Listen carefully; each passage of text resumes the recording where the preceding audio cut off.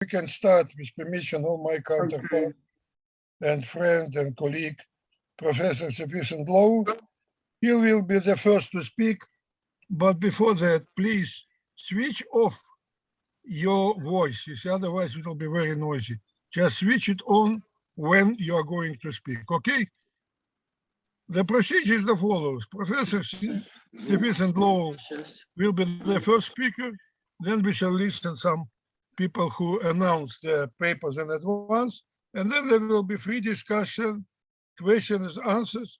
We are going to put the recorded text on the site of our institute, but if somebody does not want it, we'll delete, no problem. We'll record everything and then delete, just send us a message.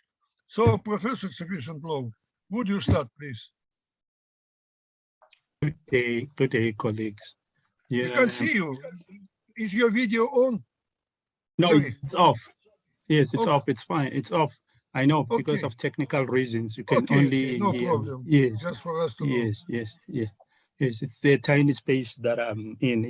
It's because my partner is also having a meeting, work-related meeting. So we're trying to save on the energy itself. So switching off the video is helpful. It was a long scheduled meeting that she had planned, which is work-related. So that's why now I'm minimizing. But I'm not necessarily presenting a paper.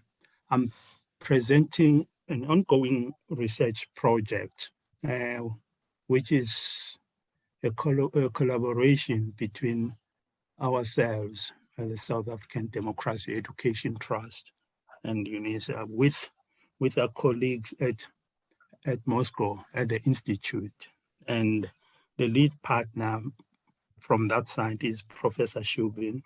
From the South African side, it is me and my colleague, Dr. Tina Nzo. So this is not necessarily a paper. These are just discussions and ideas in terms of the research work we've done for the past 3 years. So the presentation will be about my views of the work that I've done first at the military intelligence archives in Pretoria. And the second part will be more or less about oral history interviews that I've carried out regarding the project itself. The people I have interviewed include, amongst other, Dr. Isop Pahad and also the former president, Thabo Mbeki. But I'll just focus in terms of what I read from those interviews. It's not necessarily them alone, because my colleague Tina Nzo has also conducted quite a number of interviews, which also include various South African students who were studying in Russia, in the Soviet Union, but specifically in Russia during the period which is pre-1994. So in most cases, therefore, our views and in terms of what we see from the archival materials, because she carried out a substantial, research at the ANC archives at the University of Fort Hare. And as I said, she also interviewed those students who were really at the cold phases of the struggle in the Soviet Union. Remember, her work is path-breaking precisely because, as a historian and one who has written extensively on the Soweto uprisings, I'm aware that our focus in terms of the youth and students in politics is really parochial. We focus on the students and the youth in South Africa. We barely acknowledge, we barely write about the students and the youth who carried the struggle outside the borders of the country itself. So in a sense, her work is going to close that gap in historiography, but that is not going to make an impact because we've just hardly scratched the surface. But the documents, I'll focus on the first part of my presentation. The documents at the Military Intelligence Archives in Pretoria. It's difficult to access the library because it's in a hidden corner. You know, everybody knows where the National Archives are. And I'm not even sure why those documents are not part of the National Archives. I don't understand why the Department of Defense keeps its own archives separately from the National Archives. Well, one knows of the 30-year rule, 20-year rule, and whatever, but to find a library, the archive itself is quite difficult.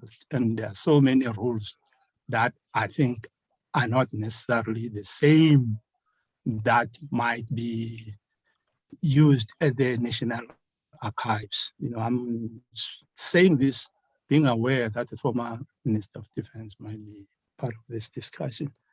But the focus on the archives on, I think they are under the title communism, you know, with the Soviet Union and communism in South Africa are part of my specific focus.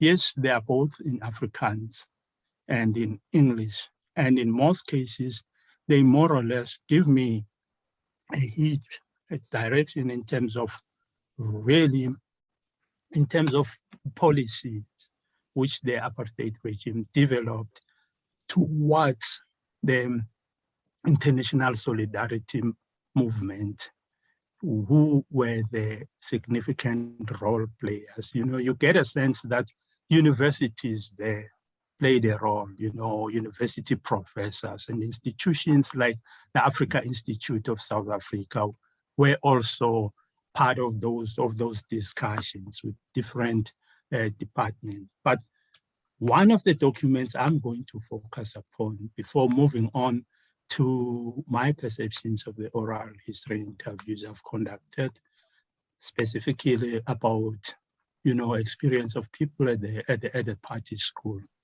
is a document. I mean, there are so many parallels in terms of geopolitics of the world with what is going on now in terms of the so-called Russia attacks, you know, in the Ukraine and in the Donbass region, and also this so-called, you know, colonization of Crimea, and the role of the superpowers, particularly the United States.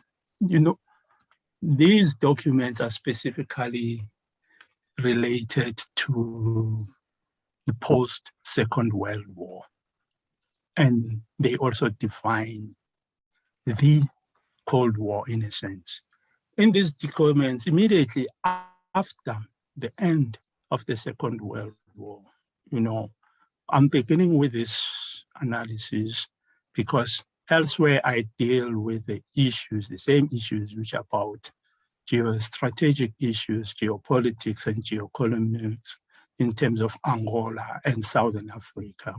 But I'm not going to discuss that. I'm just going to discuss the first, you know, entry into this space, into this sphere. Around 1947, remember, South Africa then was the Union of South Africa. Therefore, the British, in terms of their defense minister and the South African Minister of Defense, had a cordial relationship. It seems as if the British were in charge, but there was a major issue in terms of the defense systems that had to do with the fact that they believed that the Soviet Union wanted to have geostrategic interest in terms of controlling the African continent. And the question was, what has to be done in terms of the Western world to control those interests? Actually, in their analysis, they came to a point that the Middle East, specifically Egypt, was the weak spot, and therefore as Western superpowers, they have to make it a point that they operate in that space. They control a possible entry of the Soviet forces through the Middle East, especially via Egypt. And because of that, you know, it seems as if Soviet Union was identified that it threatens the interest of the Western world. Thus, assertion was repeated, you know, in a paper that was written for all the ministers of defense in the UK, in South Africa, and also the US. It was titled "The World Situation and Its Defense Aspect." It was tabled by the UK government at a conference of prime ministers on supposed threats posed by the Soviet Union. This was not the only submission. Most of the submissions claim that the fundamental aim of the Soviet leaders was to impose communism on all parts of the world, suggesting a possible solution. The document asserted that it should clearly be the aim of all non-communist countries throughout the world to concord measures to counter the communist threats, both in peace and war. So it seems as if the drafters of this document further argued that provided the interests of the Western superpowers were not prejudiced, the primary aims of the post-Second World War anti-USSR defense policy should be, I quote, to convince the Soviet Union that war is unprofitable by showing that the Allies possess powerful forces and resources and are fully prepared not only to fight, but also to act offensively from the outset. To this end, all interested countries should collaborate in organizing the necessary forces, in building up effective defenses, and in working out the necessary plans to take all possible action short of war, not only to arrest the further spread of communism, but also to weaken the hold of Russia on the countries she now dominates. Close quotes. I mean, this is, I mean, it's like deja vu in terms of what is going, in terms of Russia and the Soviet Union. So the discussions carry on, and the South Africans are part of these discussions. The strategies are implemented, and they form a consortium of countries that are going to make it a point that they are in control of this the Middle East and Egypt and the Suez Canal and etc. I'm not going to carry on in terms of these issues, but I will end my discussions there. Also, you know, the Western powers also said that they need to develop an ability to control communication, essential for the security and development of strategic bases and in military zones in both Africa and the Middle East, which was deemed as crucial for any proposed defense strategy. It was also important for the West to have a secure hold on the air bases and sea areas essential for launching air attacks against the USSR and air satellites. So we know that Simon's time in the cave was designated as but come the 1950s, these policies were consolidated and sort of a bloc was formed that will take care of all these issues. The documents are vague with the nitty-gritties of what had to be done. And as I said, the language is, I mean, what struck me, the language is similar to what we are hearing now. Let's focus on the second part of the interview, like the interviews that I've collected, and also issues about when comrades spent time at the party school, what was their view? What strikes me odd in terms of this archival material that I'm going through is the fact that the African leadership of the liberation movement doesn't have a voice. it's not spoken about. The names are not bandied about. But the most important name is that of Jostova, the so-called KGB trained colonel who was manipulating the African leaders who are really clueless, who are really stupid, who really only, for they are evil, whose only focus is committing violence, against white South Africans, and the only people who are in control of the whole situation are the leadership of the Soviet Union and any white member who's sort of part of the alliance movement between the South African Communist Party and the African National Congress. So in terms of the history of ideas and in terms of intellectual history, the documents do not recognize the fact that there is a struggle for national liberation in South Africa. The oppressed Black majority need to be emancipated, and probably they need to be emancipated by themselves through self-reliance and self-emancipation. No, that doesn't exist. The documents list about a plethora of issues, maybe 10 to 15 to 18, in terms of what is the Soviet Union doing in terms of threatening the safety of Southern Africa.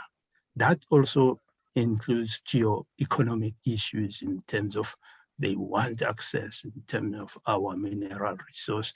They even come up with tables in terms of what they have, what they possess in South Africa in terms of mineral resource, as compared to what the Soviet Union holds in terms of similar, natural resources.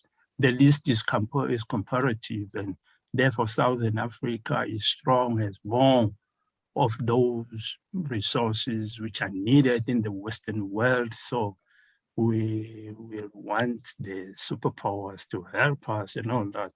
Not a single line is given to the fact that apartheid is a struggle, against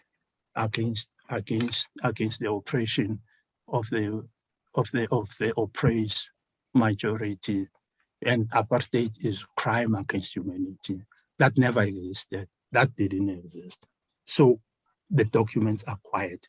It's all about the Soviet Union. But what I find more interesting in terms of my interview, the focus was about human solidarity provided by the Soviet Union, provided also by the party school. And in most cases, really, this is the kind of political practice which really was about the conception of emancipation, liberation, and rights, that was developed. That's how they saw themselves, that they were participating in. That this was more about human solidarity and more about, all of them of similar mind, from Latin America, from Asia, from Europe, from the African continent, you name it. They were all at the same place, sharing a similar space in terms of really fortifying the struggle against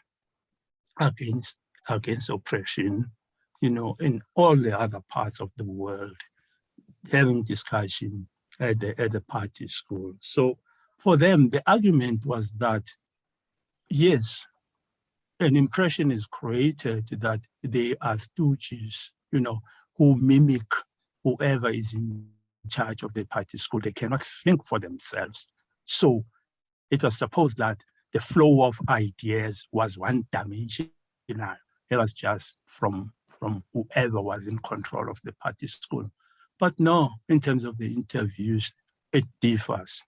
It was more or less a flow of ideas, about human solidarity, about progressive internationalism. These ideas emanated from different parts of the world. They crisscrossed. They were from, as I said, South America. They were from North America. They were from Europe. They were from Asia and other parts of the world. They were from the African continent, themselves representing the African continent. They also spoke about their colleagues from other parts of the continent, from Senegal, from West Africa, from other parts of the region, who were members of the communist parties in those areas. So they never saw the exchange of ideas as one-dimensional, as a one-way traffic flow from those who were responsible at the party school. So in a sense, for me, in terms of, intellectual history, in terms of the history of idea, this idea about, the flow of ideas is really about the most pertinent focus of engagement between South Africans and the international community, which includes colleagues at the party schools.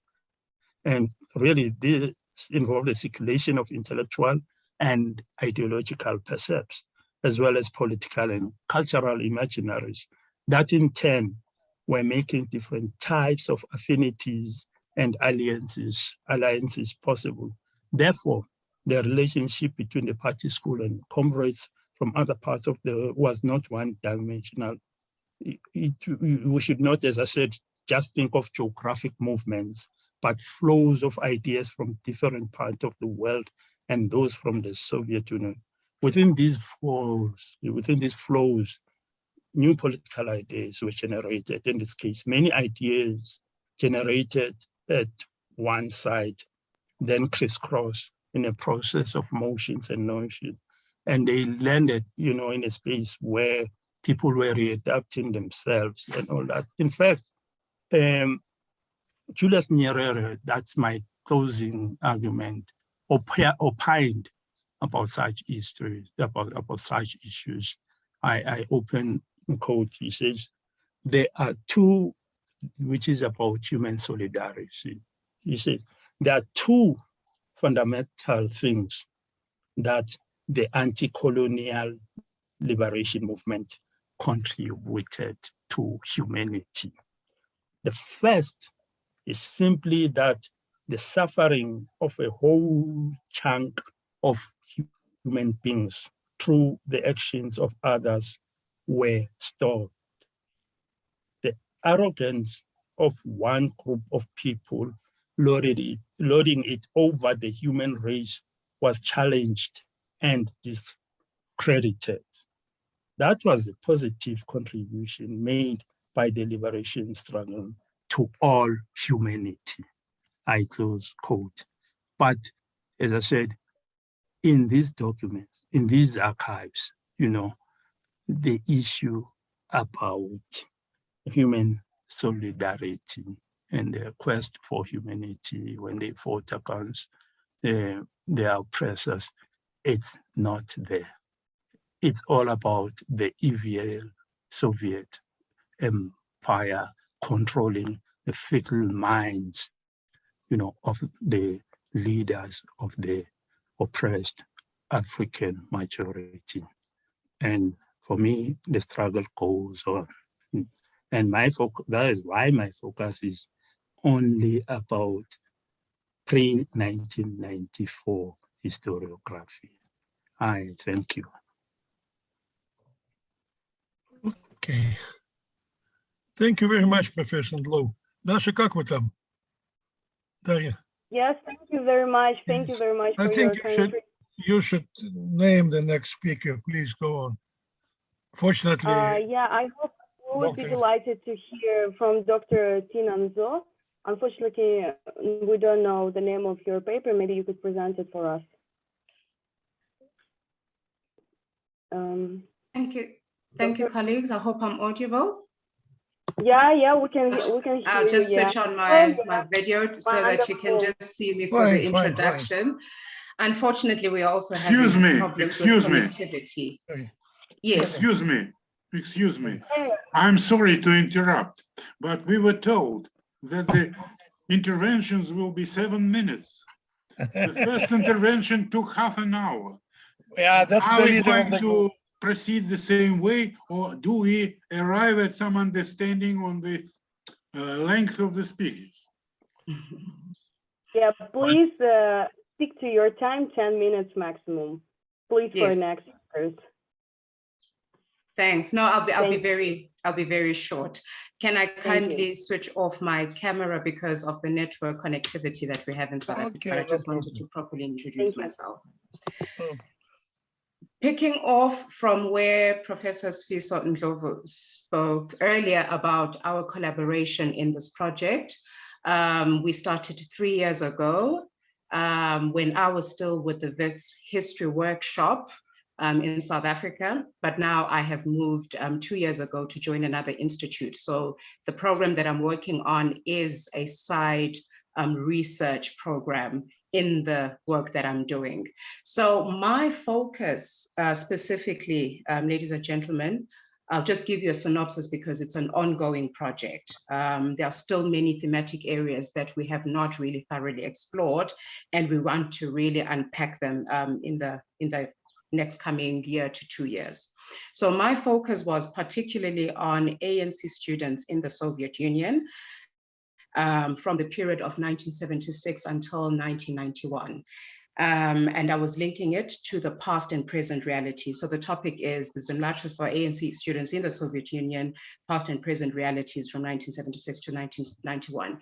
And the reason why I'm dealing with this topic is because my area of focus in my academic discipline is African studies, particularly looking at the relationship between liberation movement and post-apartheid states. So I went back into history by looking at those students who were studying in the Soviet Union during that period, because I wanted to understand a little bit more in terms of their experiences in relation to the contemporary history of a post-apartheid state, how they had experienced their struggle and how their contribution in terms of getting a socialist education impacted on recreating or rebuilding a post-apartheid state. So there were various students that I interviewed because I was using both archival material and life history interviews. So there were quite many of them. For example, I interviewed Lindiwe Zulu, Lucky Mabasa, Zinto Ashe, Thabo Kgasago, Nosizwe Nokwe, Uhuru Zikalala. I also included other students who were studying in the GDR, for example, Dr. Kulumbata and Dr. Snuki Zikalala. The latter was studying in Bulgaria while Kulu studied in the GDR, just to also corroborate their experiences in terms of what was it like to be in the Eastern Bloc during those years.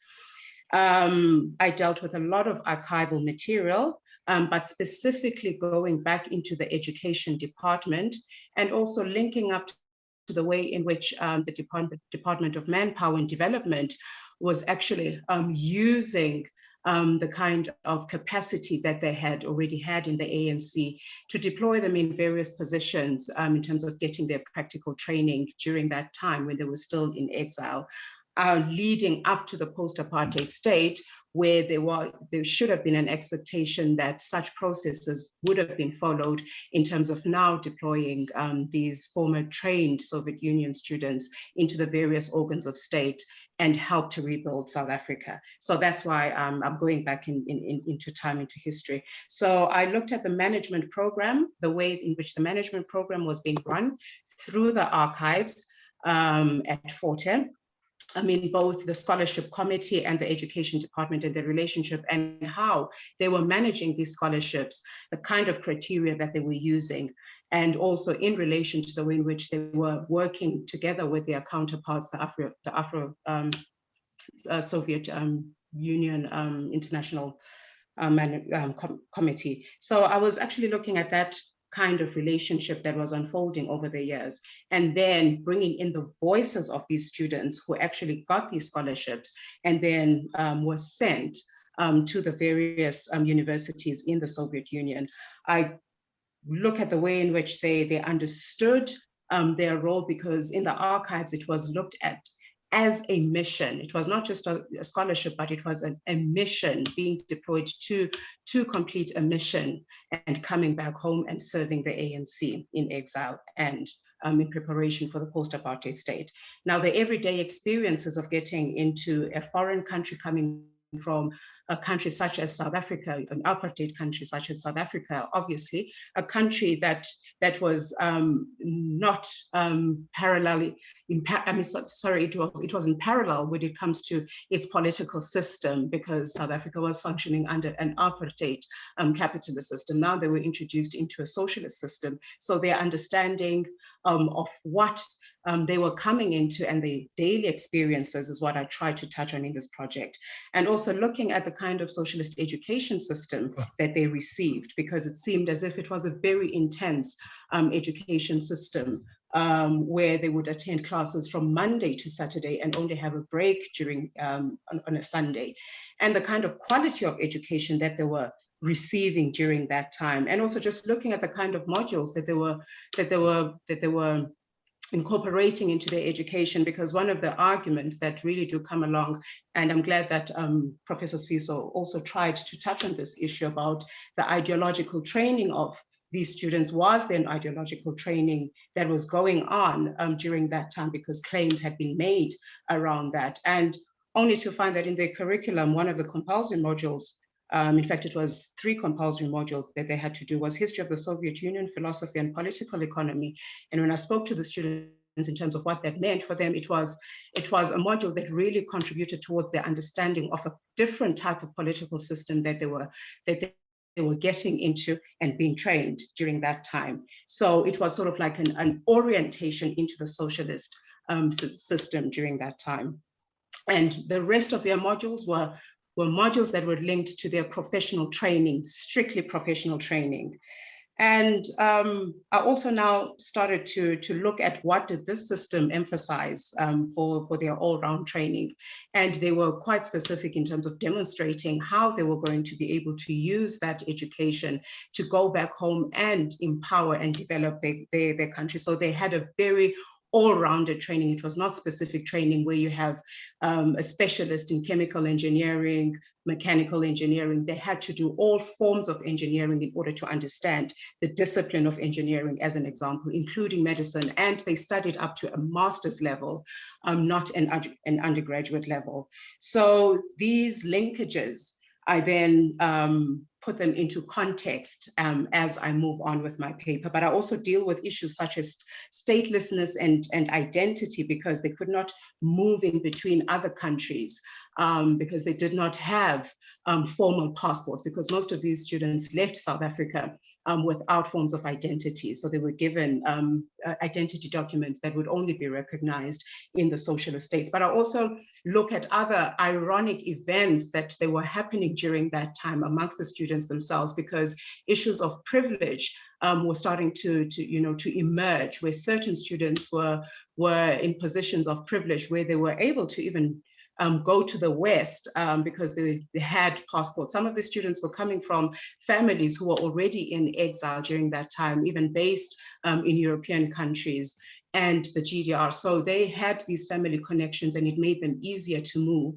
while other students who did not have those privileges. And I explore those kind of differentiated approaches in the kind of struggles that they faced during that time, and how it also caused a little bit of tensions amongst the students. And then moving on to the era where they had to go for their SAIP practical training, and that happened in the late 1980s, 88, 1991, when most students were now being sent to Western countries to get practical experience and also orientate them back into the kind of system that they were going to go back to in South Africa. And then lastly, I look at their actual experiences and encounters with the post-apartheid state when they had to return back home. So understanding exactly the role of the Zamalchispa in reconstructing the post-apartheid state and how did they contribute towards that. And that period was a very fractured period in the early 90s because South Africa was going through a process of transition and renegotiation. And there was quite a lot of fragmentation when it came to students being placed in the various positions. Most of these students really struggled. But what is also very interesting is that once South Africa had transitioned into a post-apartheid democratic state, students continued to even struggle to get their qualifications recognized by the South African government. And exploring issues of politics that were also involved in order for them to get their qualifications recognized. I mean, some students even ended up having to go back to universities when certain state institutions said that they don't recognize them. They had to go back and start from scratch to get their education. Some students went back to UCT and tried, to get their undergraduate degrees, but they left in between their studies because of the kinds of experiences in terms of the stigma that was attached to them as students who were coming from communist countries, who are studying in communist countries and coming to influence students with their communism, etc. So those are some of the experiences that they had experienced during that time, even at the workplace. Themba Thabethe also gave me very interesting experiences up to the level where, even the former Foreign Affairs Minister, Alfred Nzo, had to go through processes of being checked each time he went into the office because there was so much tensions, hostilities, and also assumptions made by students who had joined the various state departments in terms of them having to work under what I call a communist curse that was hanging over their heads in order for them to try and reintegrate into the country. So those were some of the prejudice that they experienced. And then lastly, understanding exactly now in terms of what difference did they make when they came back into the country. It's a very self-reflective process that I am still working towards with the students, because at the end of the day, one needs to understand if whether the objectives were met during the scholarship program, because the Soviet Union offered so many scholarships for many years, I mean, even predating to the 1960s, where Sifiso does deal with the 1960s, but what was the ultimate, end to this scholarship program? Did it yield the right results in terms of really contributing towards the development of the country, or there were other challenges that they were facing during that process? So there are many self-reflective issues that we are dealing with, and I'm trying to also contextualize them into the present tense, where South Africa is having quite a lot of political and economic challenges, and even within the ANC leadership structures as well, to even reflect on, did the ANC really fulfill its mandate using the kind of capacity that it had? Because there are so many arguments around there that the ANC wasn't ready to govern, and yet on the other contrary hand, I'm finding very significant evidence to show that the ANC was indeed preparing itself to govern, both at a political level and also at a bureaucratic level, because we need to separate these different spectrums of the liberation struggle, especially when it comes to the scholarship program. So it's work that is ongoing, and this is where I end with my presentation. Thank you very much. Thank you very much for your presentation. You have exceeded the time, unfortunately, but okay. We're still continuing with our presentations, and the next speaker, I'm delighted to announce the struggle veteran and former governmental minister, Ronnie Castros. Please, your report about your paper, assessment of a South African recipient. We don't hear you. And good day to everybody. It's a privilege to be with you. Chair, I will strive to hopefully just take 7 minutes. Please bring me to order. I've gone over 7 minutes and then I'll close. And 7 minutes for the younger generation. Certainly aim to be less than 10. You know, I've been thinking of various definitions for what we're about, the whole question of memory. And one, of course, is reminded of Milan Kundera, the Czech writer, who talked about memory as the struggle for freedom against tyranny. I'm not so happy with that. He leaves tyranny in a very open way. I prefer an amalgam of that with Marx's 11th thesis of Feuerbach, and I come up with the following, that scientific research and memory aims to understand the past in order to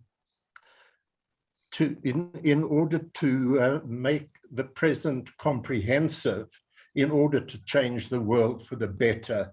It must be science-based and it must serve the truth. So we know that there's a huge divide between the way social scientists approach this question for reaction or for progress.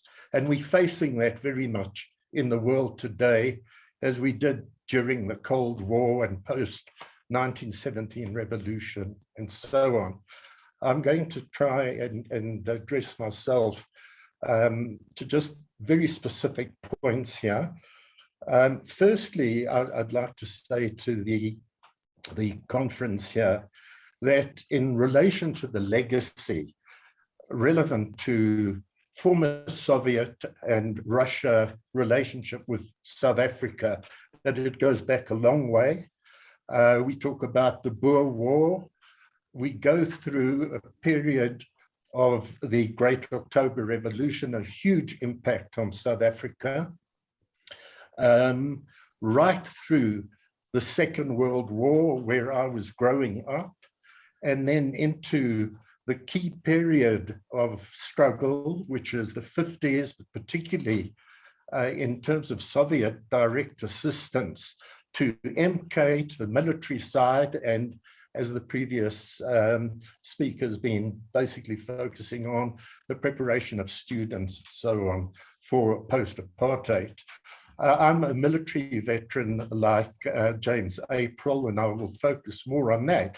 But I came into the struggle after Sharpeville, and I must say this, that the legacy that one imbibed from the underground Communist Party, from the ANC, from the liberation movement, stretched back to the phases I've just referred to, and particularly the heritage of the Great October Revolution and the war against fascism, the Great Patriotic Second World War.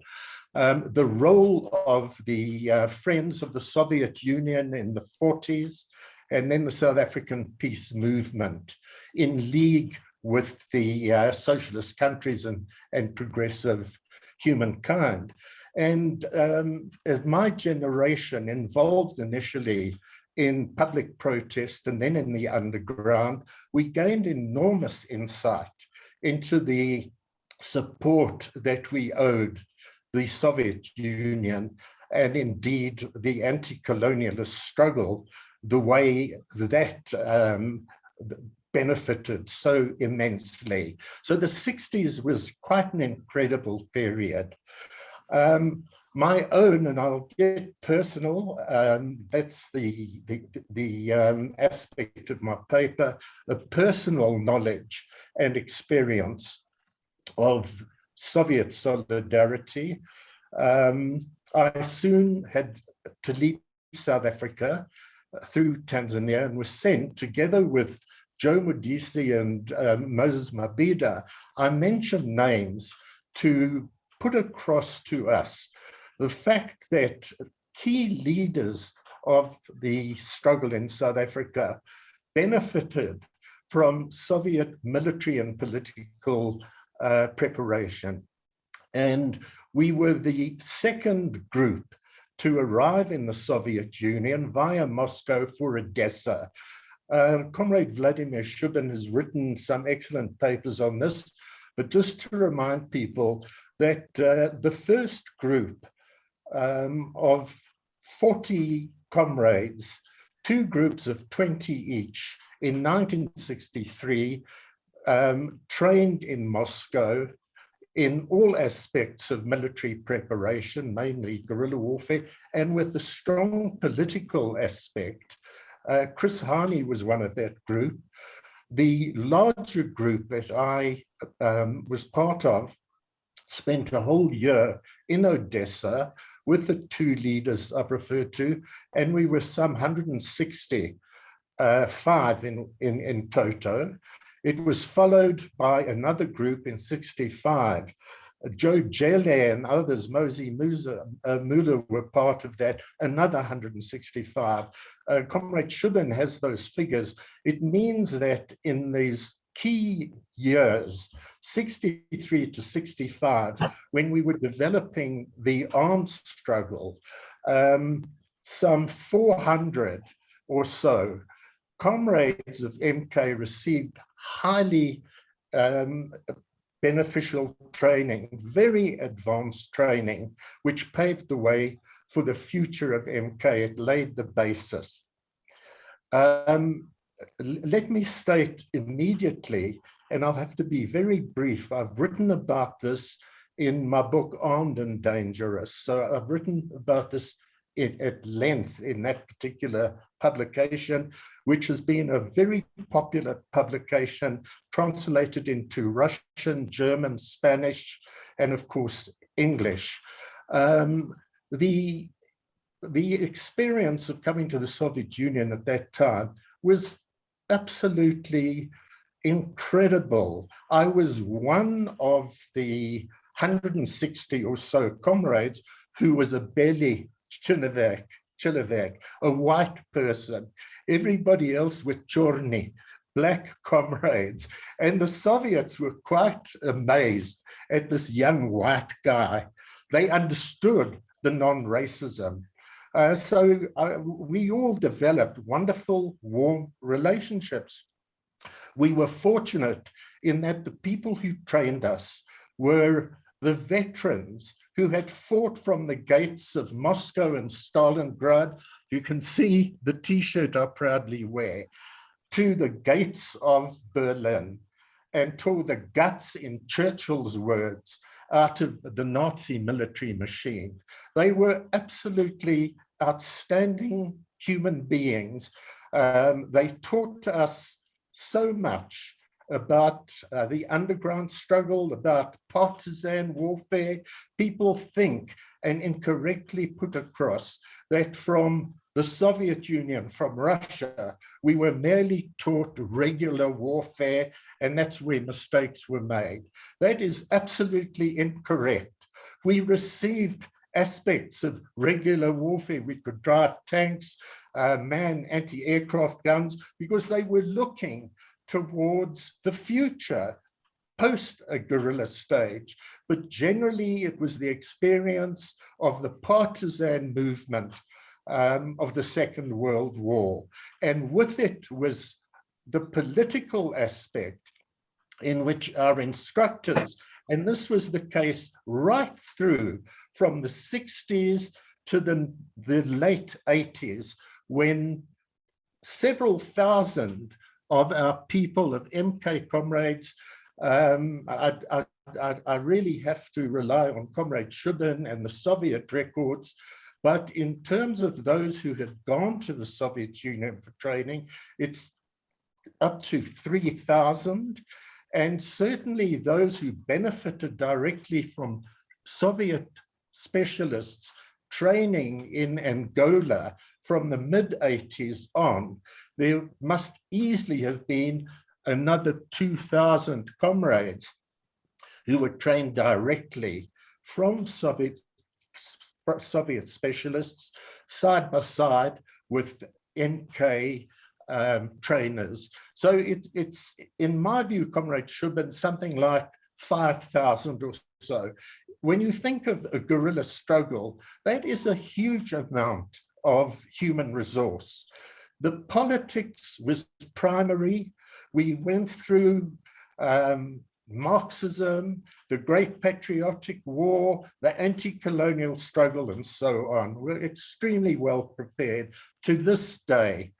I want to say that in coming to the Soviet Union, in Moscow, in the Ukraine, of course, in Odessa in those days, part of the Soviet Union, the first thing that occurred to us, we're coming out of a loathsome white supremacist state, absolutely part of the anti-communist Cold War period, was that we all were amazed to find such an advanced country with incredible achievements.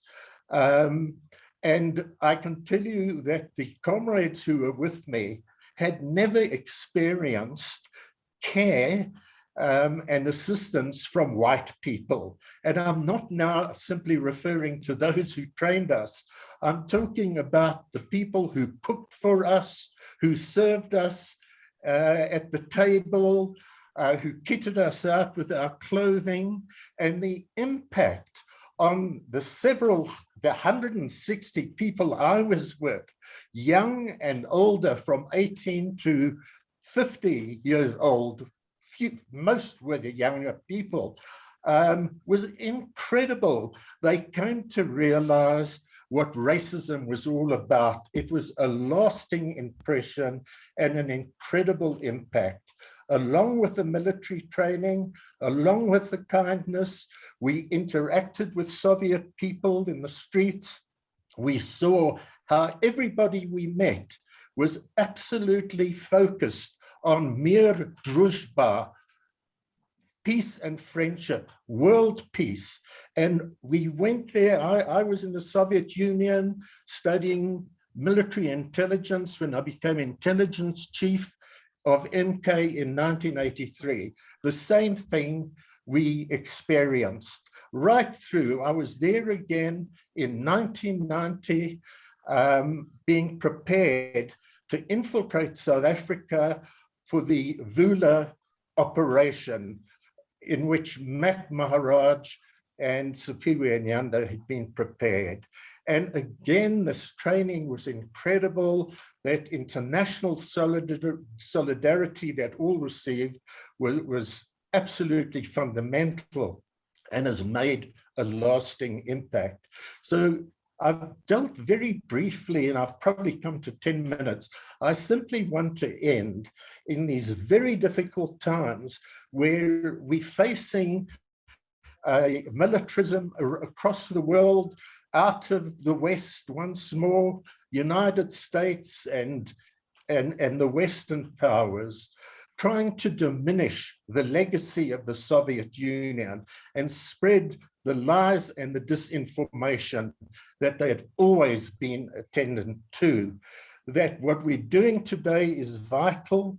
The question we need to consider is to build up on the research, the writing, the seminars, the partnerships across the oceans, across the continents, to develop more and more the real memory and understanding of the past. And we need to popularize this more through exhibitions, through various means. And I'll end with this thought: through the partnerships that we need to build a website with a database, in which on that website we should have the ongoing activities, the writing, the research, the interviews, the photographs, and all other aspects that help us to remember, and to remember correctly, so that memory is used as a scientific weapon to remember the solidarity and the experiences and pave the way for the path ahead. Spasibo большое. Thank you very much for your lovely words. Now we will continue with our program. Darya Zelenova, Dr. Darya Zelenova, how international solidarity with Southern African national liberation movements is used and narrated in the oral histories of Russian-Angola war veterans. So sorry, please, names and affiliation. Speakers, names and affiliation, okay? Yes, sorry, just 1 second. I have trying to open my notes. We can see you. Yeah. Good, we hello. can hear and Can you see hear me? Great. Yes, yes. Hello, everyone. I'm Daria Zelenova.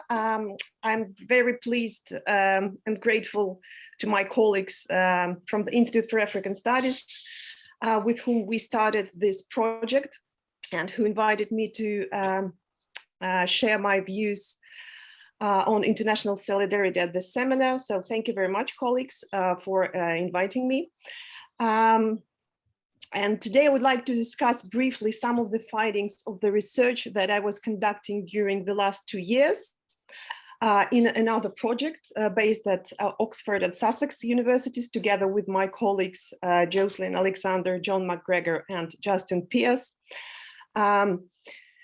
So we are currently on the second year of our project, on the third year of our project, but we have some preliminary results, and I'm going to share with you my ideas and my results on of the oral histories and oral history interviews that I collected with the former Soviet military men who provided support and assistance to Southern Africa's national liberation movements and armies. I carried out my research in Russia, where I gathered interviews with 2 main cohorts of respondents. I'll try to be very brief. So I was doing oral history interviews with with Russian veterans from the Angolan War. Those were the military advisors, interpreters, and military specialists who served in Angola during the war in 1975-1992. This cohort of respondents is very broad. I did interviews with veterans based around Moscow and Moscow region, around St. Petersburg and St. Petersburg region, and small towns satelliting those cities. All of them served in Angola during the years of USSR's actively military assistance to MPLA. And most of them are connected to the public organization known in Russia as the Russian Union of Angola War Veterans, which is headquartered in Moscow. Also, I did some interviews with the veterans who worked closely with MK and ZPRA cadres in the military camps of Angola and in the military training sports of the USSR. This cohort is represented by, I would say, very few military instructors and very few military interpreters. And they do represent a unique source for historians, because in contrast to the Angolan war veterans, Russian Angolan war veterans, none of those who worked with MK or ZPRA are affiliated to any veterans organization, if I'm not mistaken, and very few of them have their memories published. So I would say that we have here kind of discrepancy between the representation of Russian assistance to FAPLA and misrepresentation of Soviet assistance to MK and ZPRA and other national liberation movements. In my interviews, I focused on the veterans' attitudes to their service, on the cultural and social aspects of extensive military exchanges, both at home in the USSR and abroad in the Angolan camps. I asked about the relationships that developed between them and their African trainees. How far did these exchanges go beyond the military? Beside a wide range of historical questions about the actual service, dates, and people involved, I was very much interested in how the veterans, by the time of their service, young and active political subjects of the progressive socialist state, how these men perceived their own role in history. And I think this is very much connected to the historical memory, whether they could express their agency beyond the Soviet states, and what were their own understandings of internationalism, and what international solidarity did mean for them. If we speak about historical memory, which I would also like to underline in this presentation, and how the past is represented today, I would like to mention the ways the veterans speak about their past involvement in the assistance with the national liberation movements. And there are a variety of discursive strategies and narratives used by veterans to describe their history of solidarity with South African liberation movements. And basing on my interviews, I tried to identify several main narratives employed among the Russian veterans today when they recall their solidarity and support towards the national liberation movements. So how they represent themselves, how they speak about their past. I think this is very important because it's connected to broader question of historical memory. So I would identify three main narratives, and the first one is the narrative of internationalist solidarity or progressive solidarity employed by the older generation who were very young and very motivated and highly educated people in the mid-60s. They are usually former translators and military instructors and advisors, and it is obvious that these people had a very deep understanding of third world solidarities based on their previous military services in Africa, based on their social background and education. They believed in socialism and tried to show a positive example of socialist practice, mainly in their attitudes to military service, promoting norms and values of the Soviet army. And in their current narratives, the ideas and values of the era of socialism are still important. And I would like to quote two phrases, two small passages from the interviews. A military interpreter served in Angola in 1978-1979, Steshko, remembered, "We, the people of the Soviet period, understood what the struggle of the national liberation movement was. We were all educated and we all understood what it was from school. Well, as young people aged 19, 20, we could directly experience this, being far from our homeland. And given our young age, we understood that in addition to purely visual events that we could feel, we saw completely new people, a different culture. We saw people covered by revolutionary upsurge and people who were able to change their life." Another quote comes from another military interpreter, Yuri Gorbunov, who had been working in Perevalnya training center in the late 60s and early 70s.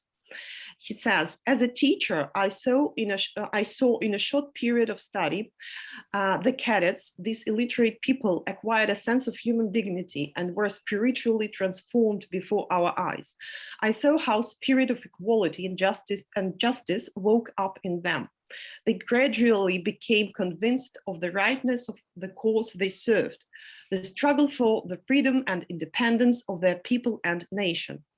They got used to the fact that Soviet people with white skin, officers, surgeons, soldiers, civilian workers of the center, townspeople, collective farmers whom they met during the trips on excursions in Crimea, are devoid of racial prejudices and treat them as equals." This is kind of, these are the example of progressive internationalist narrative that I heard quite often from those who had been working closely with MK and ZIPRA cadres, and sometimes also with FAPLA soldiers. Also, I've heard a more practical or pragmatic narrative, mainly employed by the next generation, as I could determine it, of military men who were sent in Angola in their 80s, usually with no former background of any international service in Africa. These veterans recall that they understood their role rather pragmatically. They performed their official duty, but this didn't prevent them from deriving certain benefits from the situations in different ways, or establishing personal connections which could be used in the future. So their narrative is more pragmatic, and they say that ideology of internationalism was reinforced by very high material expectations.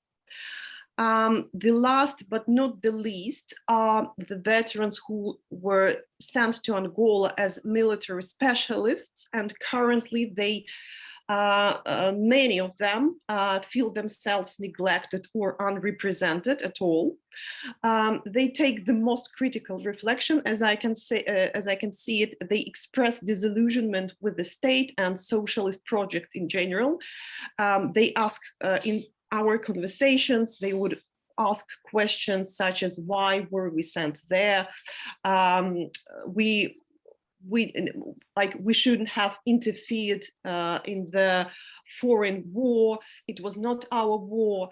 And this critical narrative is based on the general criticism of the policy of the USSR and the huge, in their opinion, spendings on Africa.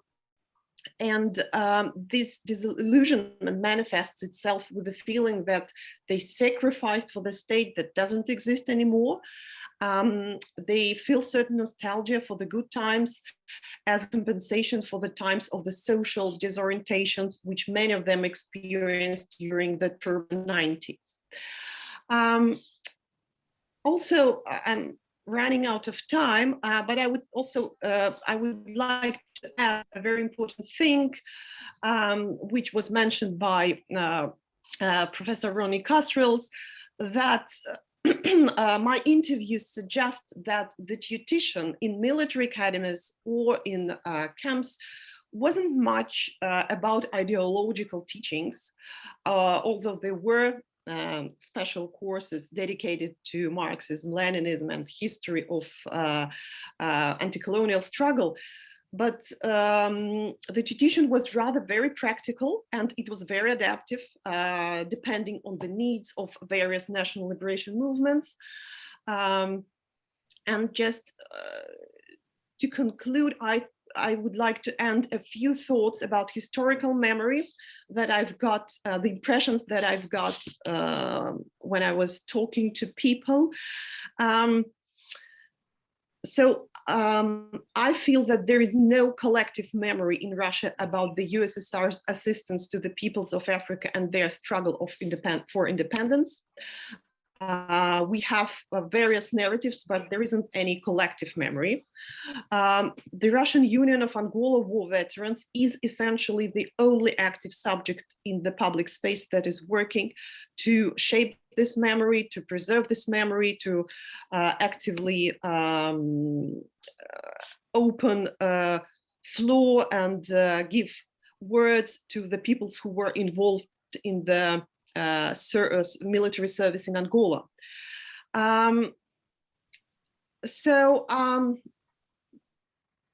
It's also very important to stress out that, for example, the slogan that was employed by the Angola-Russian war veterans, "We couldn't be there," the slogan under which the veterans have spoken for some time in their articles and films, it speaks for itself here, as in their publications, they are still trying to prove their presence in Angola, to make people aware that they have been there, that they implemented what was known as internationalist duty.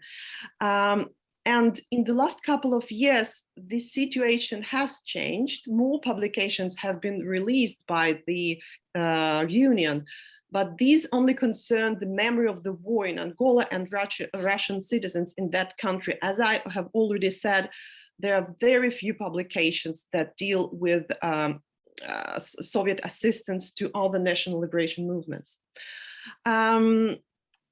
It's also at the museum level, the museums in present-day Russia, those that I have visited, the expositions that tackle the internationalist politics of the USSR and the history of solidarity with the countries of Southern Africa, are primarily the Museum of the Armed Forces of the Russian Federation, and there are some small, less visible museums, such as, for example, the school-based Dmitry Chizhov Museum of Internationalist Fighters. Actually, this is the only official museum to have been established in memory of an internationalist, in this case, a young military translator who died in the action in Mozambique. Both museums are united by the fact that they reflect modern state approach to how history of the USSR's assistance to African countries is represented. And in my personal view, this narrative is closer to one of military patriotism than to the Soviet idea of friendship between peoples or solidarity with the oppressed. Because I don't see in the expositions, you cannot see any sentiments regarding socialism and proletarian internationalism, for example. Rather, you would see more interests. And secondly, you wouldn't find any interest, any expositions that highlight rich history of the African people's struggle for independence. And I think it's also very important to mention. In the expositions of the two museums, the history of African struggle and the and of movements that the USSR supported, as I said, is presented extremely sparingly, in some cases being completely non-existent. Yeah, I would like to stick to the time and finish here. Thank you, Daria, for your contribution. Yeah, we will try to stick to our time schedule. And the next speaker is Dr. Alexandra Arhangelskaya, the historical memory in contemporary reality in Russia-South Africa relations. Hello, everyone. Thank you, Daria, for the introduction. And being one of the participants of this interesting research project, I think I'm obliged to be very short, and because I'm very curious for a Q&A section. And the one thing I want to say that I'm very proud to be the part of this project. At the same time, I'm very proud that we actually survived till now, because we were struck by pandemic and we couldn't do some stuff that we were planning to do, but we are very adaptable. And I think that's the main topic that I want to discuss about today, because we are speaking about history and about historical memory. And I just want to make a bridge towards today, because in contemporary understanding of foreign policy, we usually forget about the past. And the past is very important, and past mainly defines the framework in which the relations are formed. So for me, being a researcher in international relations and foreign policy realm, it's very important to understand and to make the focus of the study of the contemporary foreign policy, the understanding of the heritage that we have. To be short, I just rewrote my presentation during the first ones, and I just want to make short statements, like a short topics or theses that I will be very happy to elaborate if you have some questions further on in our discussion part of the meeting. I just want to say that the historical memory and the whole discussion about the history of the relations and what Soviet Union did on the African continent in general and South Africa in particular is the core element of the Russian foreign policy strategy towards the continent. We always say in Russia that Soviet Union was never racist, Soviet Union was never a colonizer, and Soviet Union was a country that actually went to the continent to help the peoples to find their own path. Until now, we can see in the discourse of the Russian government that we pursue the same criteria, that Russia pursues the principle of non-involvement in the sovereignty of the African states. That's one of the topics we can actually discuss, because there's a lot of discussion in African and Western media about the Russian involvement in the military sphere.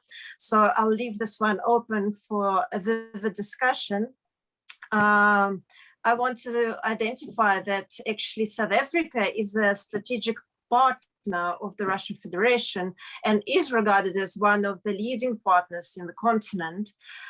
We hope to see the second Russia-Africa summit at the end of this year, and we hope to see some results, and it's all based on what Soviet Union did in Africa, and South Africa in particular, to help fight the apartheid regime.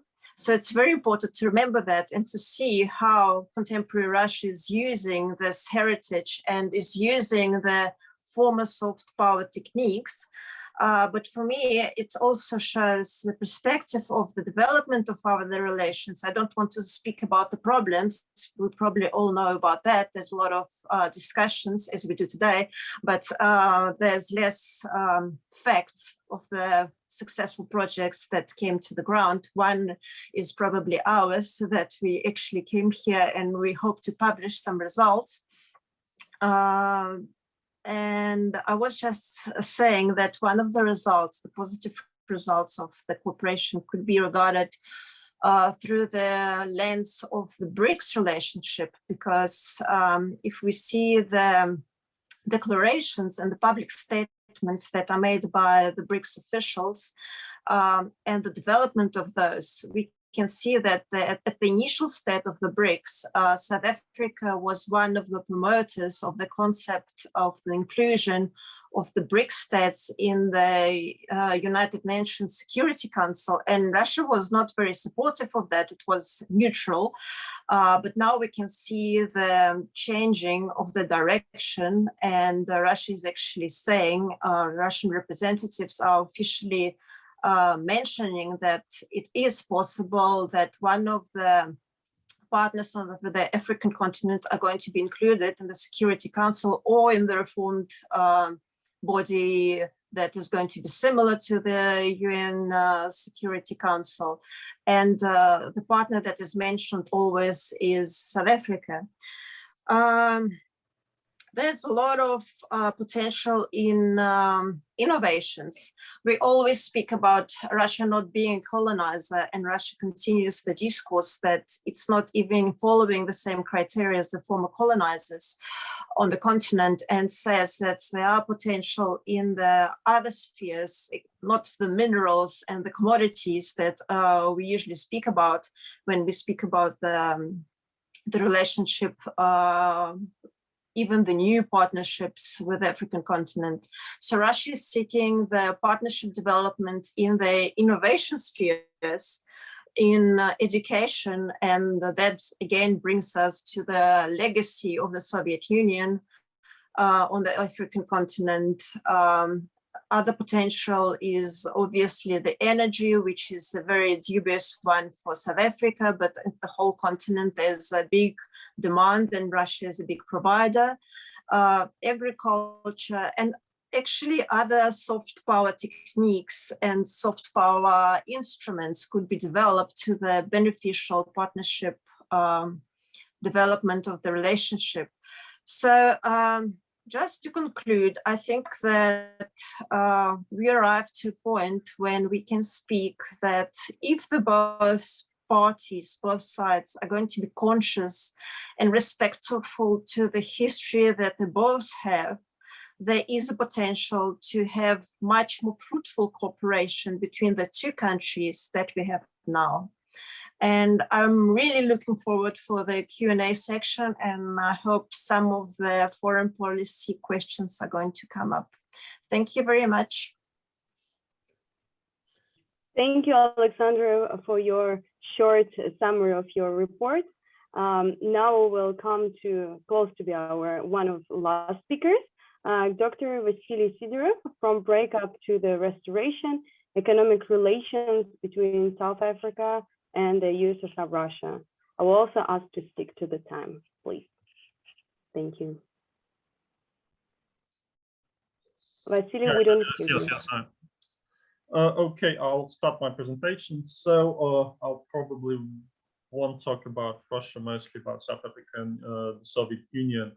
So in 1942, diplomatic relations were established between the then Union of South Africa and the USSR, and the Soviet Union opened the Consulate General in Pretoria and also other consulate in Cape Town.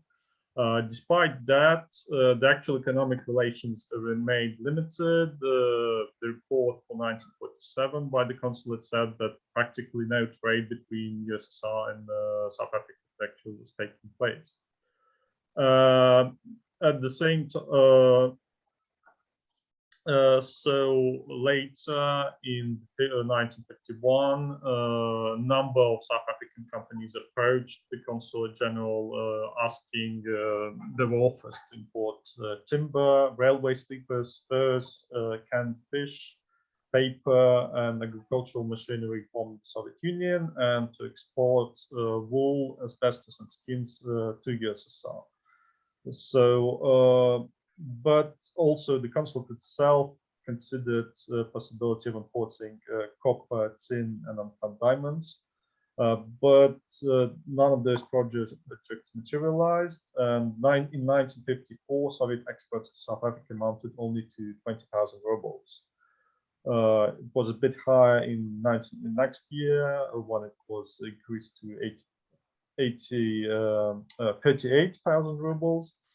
But we're still talking about very low amounts. And at the same time, another aspect that linked South Africa and US at that time was after the war, Soviet Union received as reparations a whaling factory ship, Vikinger, and it was renamed as Slava, and from 1946 it started to sail on the whaling expeditions in the Southern Ocean. And at that time, until the mid-50s, Cape Town was its main port of call, where it got fresh provisions, fresh water, fuel, and also this whaling factory ship was the main means of transporting cargo from Soviet Union to the Soviet consulate in South Africa. So at the end, in 1956, the apartheid government broke diplomatic relations with the Soviet Union. But actually, the trade relations continued and actually peaked later when in 1957, South African exports to the Soviet Union were valued at 107 million rubles. And as late as 1959, there were still negotiations continuing between South African businessmen and the Soviet organizations regarding possible, for instance, possible sale of fruits and buying of caviar and vodka. But on the other side, there's another angle older angle of economic links between South Africa and Russia, and that is that of diamonds and De Beers. So during the revolution, a lot of diamonds that belonged to the aristocracy, bourgeoisie, church institutions in Russia were confiscated by the government and were being sold on the international market. This led to depressed prices and actually affected De Beers. In 1921, they had to cut production by a quarter. And as a result, Leonid Krasin, who was then the head of the Soviet diplomatic mission in London, proposed to sell Soviet diamonds to De Beers in order to guarantee maximum profits through such an arrangement. An agreement was reached, and later a joint Soviet South African Trading Society was created. Later, there was another agreement in 1923 directly with De Beers, between De Beers and the Arcos, which was All Russia Cooperative Society that operated in London. Later, in the 1930s, during industrialization, Soviet Union began buying industrial diamonds that were necessary for industrialization, and at that time it was also in a report in 1940 it showed that most diamonds were South African diamonds bought in Britain.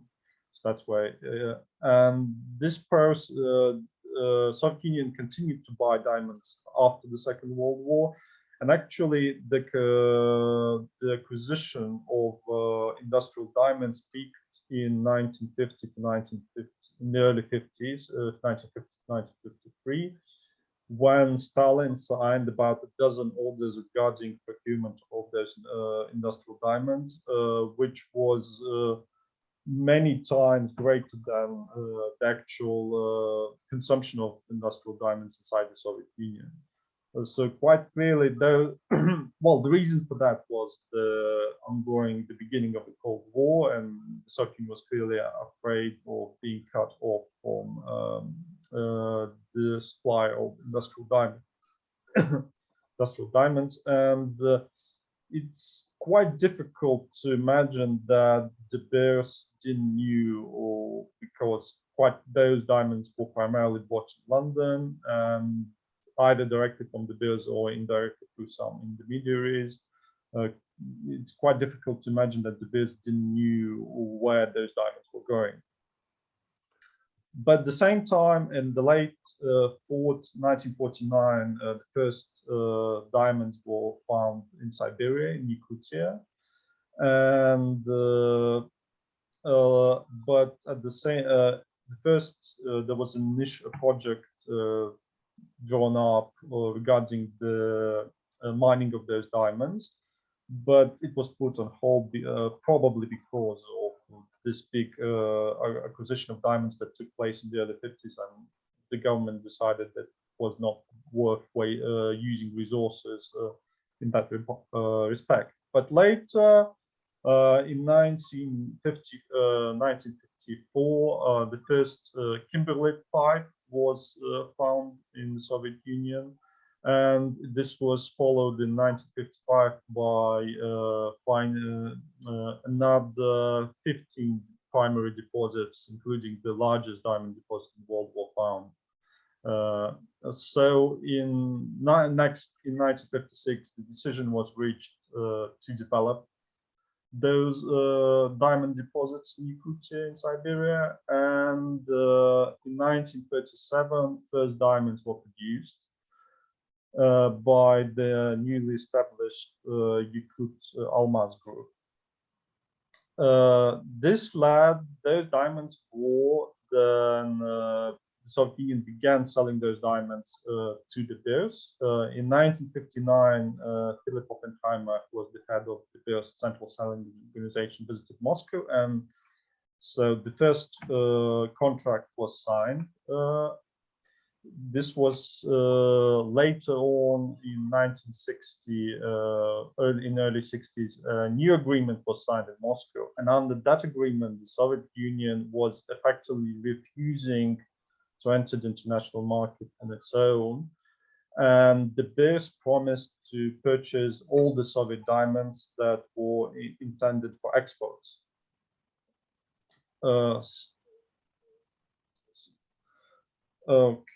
Yes. So in this essentially this system was set up. And at the same time, in 1959, the Ministry of Foreign Affairs of the Soviet Union started discussing possibility of a boycott, because of course at the same time the boycott, anti-apartheid boycott began, and the diplomats were discussing whether to join the boycott movement. Originally, the Ministry of Foreign Trade of the Soviet Union opposed a boycott. The rationale was that at that time, the Soviet Union was not really selling goods to South Africa, but the Soviet side was profitably buying wool, raw hides, and most importantly, rolled steel in South Africa. So therefore, there was this, at that time, the Ministry of Foreign Trade opposed imposing boycott. But next year, in July 1960, the first South African Communist Party delegation visited Moscow, and they had a meeting with the international, the idea of a boycott was discussed. And pretty soon in 1960s, it was decided to join the boycott movement. So essentially in the 60s, when later on, essentially Soviet Union, all the Soviet organizations stopped signing contracts with South African companies, and at that time refused offers from the intermediaries companies. So as a result, in 1964, SACP stated that USSR imposed a full trade embargo under the request from the South African liberation movement. This obviously officially included De Beers. So in 1963, the contract with De Beers ended. It wasn't renewed. But a new company was found that was used to sell the Soviet diamonds. That was London firm CT and West East. But essentially, it was an intermediary that continued, and the Soviet diamonds was continued to go to De Beers. Essentially, this sale of diamonds continued, and later on in 1972, essentially connections with De Beers were established, because at that time the first secret agreement was reached with De Beers, under which the Soviet Union continued to sell diamonds to De Beers. And also in the 70s, in 1976, a delegation from De Beers visited, and Philip Oppenheimer visited Moscow, and was actually mayor was traveled to the Soviet diamond mine in Miro, although it was a very short visit. And it seems that, well, the official version from the, well, not unofficial, but what the Beers officials have stated, that they were very concerned about what was happening in Soviet Union, how much diamonds were mined, and they wanted more information. But it seems an alternative explanation that the main reason why Philip Oppenheimer traveled to Moscow was to limit diamond production in the USSR, because at the same time, in 1975, a year before, a new large diamond deposit was found, and clearly De Beers was wanted very much to limit Soviet diamond production, which was, it seems, it was successful, because the Jubileyno diamond deposit, which was found in 75, the actual production began only a decade later in 85. While with previously in the 50s, it took only a few years to start production. Also, in another case of a connection, regarding not the Beers, but the Oppenheimer family, was that in 1980, Gordon Waddell, who was a former son-in-law of Harry Oppenheimer, he was spotted in Moscow in the Bolshoi Theater. It seems that he was there in Moscow as part of negotiations from Anglo-American regarding platinum or gold.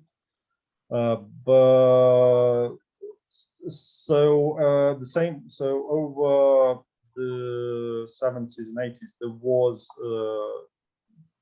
clearly a relationship between there was sale of diamonds continued to of Soviet diamonds to De Beers. It is estimated that in the 80s, around $1 billion worth of diamonds were being sold to De Beers. As a result, still up until 1990, this relationship between the Soviet Union and De Beers was largely a secret until in the 1990s, when a $5 billion 5-year contract was signed with Soviet Union to market Soviet rough diamonds. Under this agreement, Soviet Union agreed to sell 95% of its rough diamonds to De Beers, and the remaining 5% were to be sold in Moscow. And this package included the payment of $1 billion in cash towards the development of Soviet diamond industry in exchange for a stockpile of uncut diamonds that had to be delivered to London as a collateral. Basically, what happened is that the agreement in 1990 was made public because the Glakholmaz Zoloto, which was operating from the Soviet side, they asked for this loan to develop the Soviet diamond deposits. And since the Beers was a publicly traded company, they had to basically to inform everyone, their shareholders, specifically their shareholders, that they're giving a loan to the Soviet side. So at the same time, we're seeing essentially the breakdown of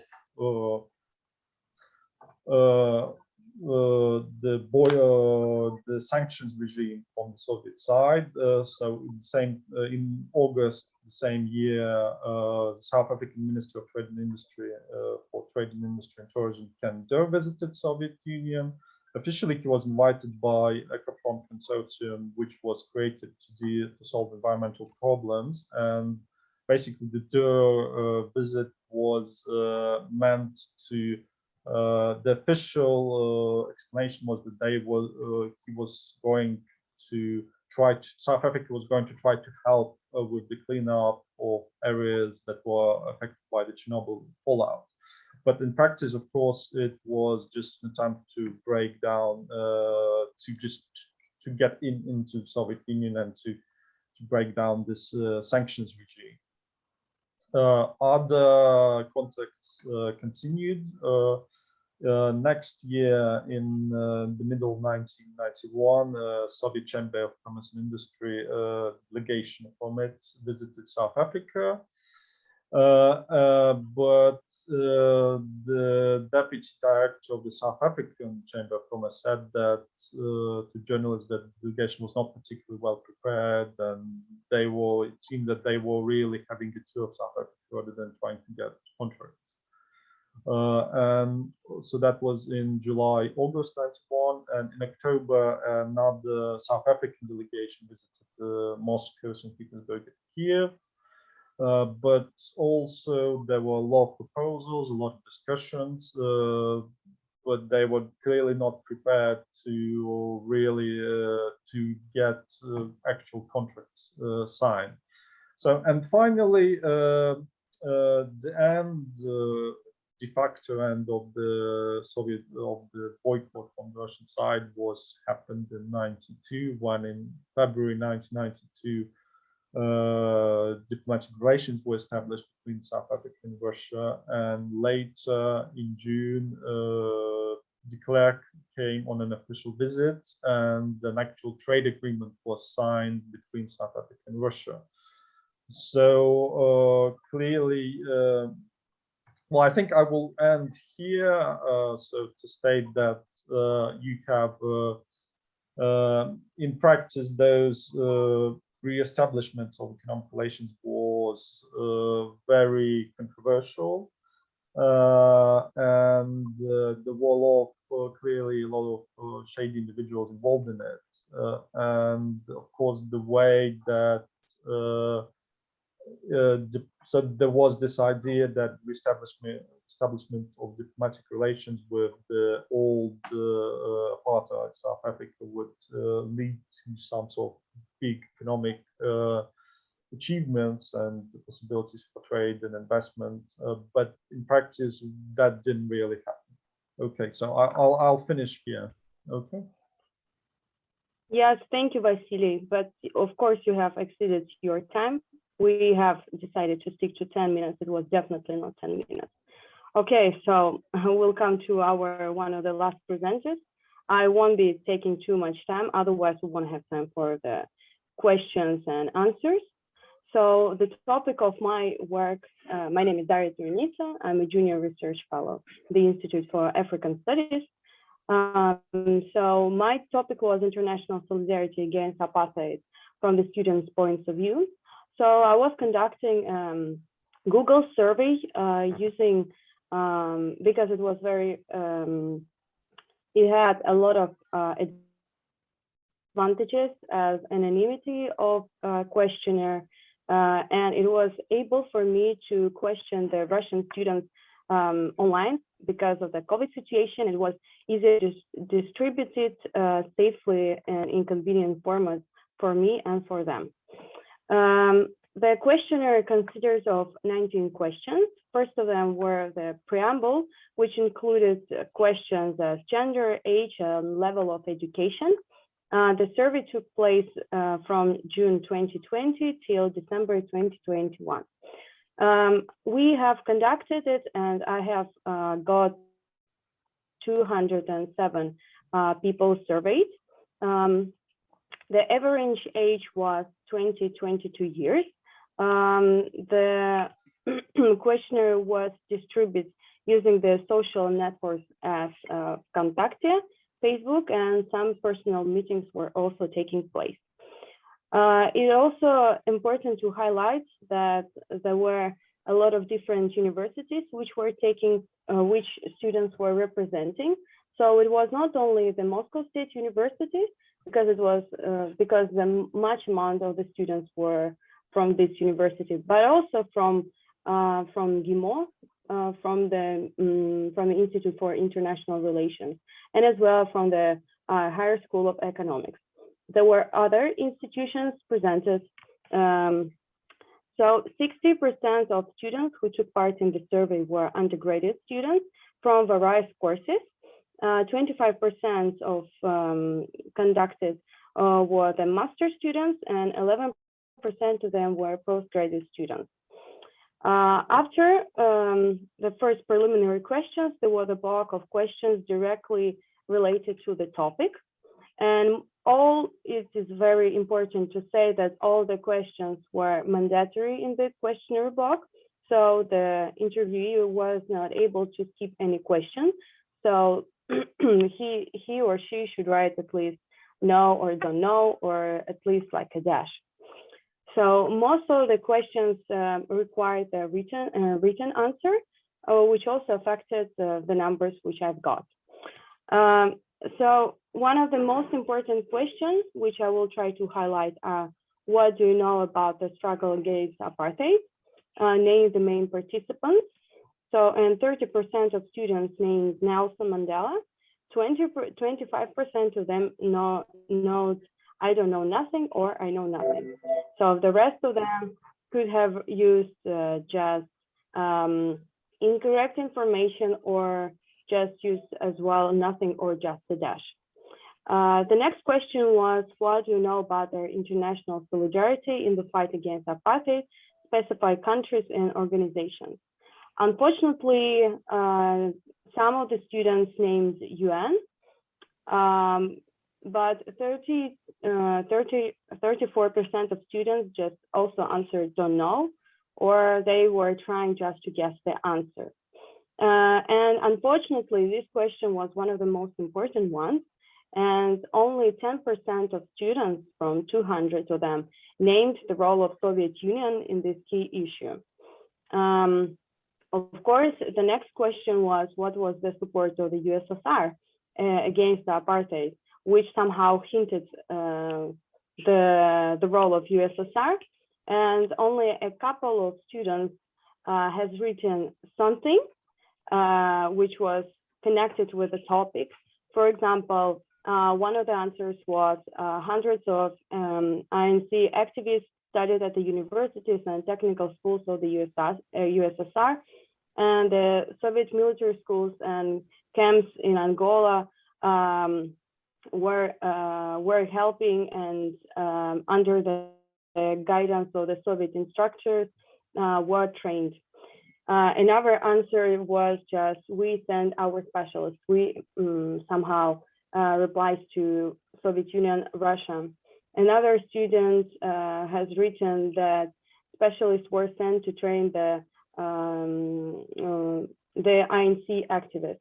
But unfortunately, there was like 2 or 3 answers, and close to be 2/3 of the respondents just put don't know or dash. And also one of the next questions, which was also in the questionnaire, was, what do you know about the contemporary relations between Russia and South Africa? It was quite surprising that most of the popular answers turned out to be something indicated with BRICS. It was close to be 30% of the respondents. They has written something or said that we know about BRICS, that that we're in this organization, but also 28% of students just wrote, I don't know anything. One of the last questions was, which prominent South Africans can you name? And half of the students named Nelson Mandela. Then there were some students who named Elon Musk, Charlize Theron, the Antwerp as one of the musical groups from South Africa.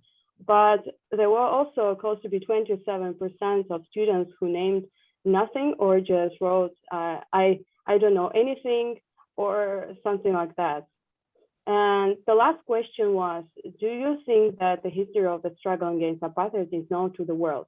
75% of them just said no, and yes. Unfortunately, that shows that many young Russians don't know anything about the role of the Soviet Union, despite the fact that the education which they're getting from school, some of them which mentioned that they know something about their apartheid or about South Africa from school, mostly there was a special question about from where do you know about South Africa or apartheid, named the internet. So I think somehow the only way how to improve or change the situation is to use more internet as the field to distribute information to make it easier for students and the youth of Russia to know more about that. So I will finish here, waiting for your, sorry, I was just trying to be very fast because we're really out of time and we still want to have some discussion at the end. So, colleagues, Professor Shubin? Yeah. Maybe Sorry, a couple of remarks from your side. Call me, but if, Андрей Юрьевич, вы меня слышите? Андрей Юрьевич. Слышно, He was нет? here. Он Yeah, здесь, только он не слышит меня. Я хотел yeah, ему слово he's дать. here. Да, окей. Here. Андрей Юрьевич, Ну ладно, тогда я сам начну. Я хотел просто ему сначала. Логично было. Sorry, it's a bit of Russian. I thought of giving the floor to Dr. Urnov because... Yeah, Андрей Юрьевич, если не возражаешь, вы что? Can you speak now and I will follow you? Well, I can try. Андрей. Да. Yeah, please. And I will follow you because logically, because I will speak about the very latest period of our cooperation. Do you hear me? Yes. So may I speak? Yes. Well, thank you. Yes, please. Very delighted. Huh? Speak. Okay, now. So I start, but I don't see myself. No need to I see Shubin, I don't see myself on the screen. Huh? Well, okay. So just a few remarks. History is a very contradictory phenomenon. It has good aspects and bad aspects. And I'm very thankful for those who organized this meeting of ours today, because today we discuss one of the very bright, very cherishable aspect of history, solidarity, Soviet Union solidarity with the oppressed and fighting people of South Africa. It is something which is to be remembered not just by participants and contemporaries, but by the generations to come. And the attempts which try to keep this thing remembered are most welcome. Well, I am also happy that I was a participant, executor of the bright, noble, and just course which the Soviet Union pursued while supporting the national liberation struggle. Of course, our contribution, my contribution and your small, modest, but still, we have something to be proud of. I would like to just emphasize very few points. The first point.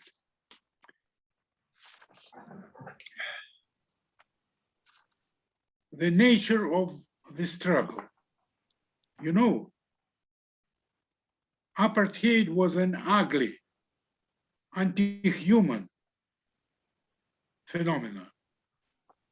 And the struggle against it was indeed something which was for the sake of the whole mankind. Now it is not very popular, the term internationalist, but it was an international struggle, the struggle which was not, it was anti-racist, but it was not black racist. It was, and I repeat, internationalist. And in this respect, I cannot but quote the phrase from the Freedom Charter about South Africa belongs to everyone who lives here, black and white. That's something which is to be remembered again. Another point which I would like to say, that about the relations between Communist Party of South Africa and African National Congress. You know, here I'd like to emphasize that the Communist Party never questioned the leading role of the ANC in the South African liberation struggle. They cooperated. Very important leaders of Communist Party were also the leaders of the ANC. But Communist Party as such never claimed for the political primacy. ANC, the leader. Another thing, about military struggle. It was unavailable. unavoidable under the circumstances because of the policy of the apartheid regime. And Umkhonto we Sizwe was a worthy organization, but again, it was never absolutized. And as soon as it became possible to look for and to find the political solution, it was stopped. And that is also very important. About our relations, me as a functionary of the International Department of the Central Committee, of course, I was concentrated on the cooperation with the ANC and the Communist Party of the Soviet Union. The support was broad, multiform. Besides general political and propaganda support, it was done in many other fields. Well, students were already mentioned, but there was also political training, personal training. There was a certain man called Thabo Mbeki, who later became quite famous, who also had some political training in the Soviet Union. There was a military training, including a training military camp in Crimea, in Perivalnaya, which is just another proof that the Crimea belongs to Russia and to the Soviet Union. There was a material help, military equipment, no tanks, but military equipment, financial help. And the relations between the CPSU and ANC and South African Communist Party were exemplary, you know, they were friendly. At that time, it was also qualified as fraternal, and they were indeed. These were the relations of equals, the relations based on mutual respect, no interference on our part, exchange of views, recommendations, but no dictations. Well, something else.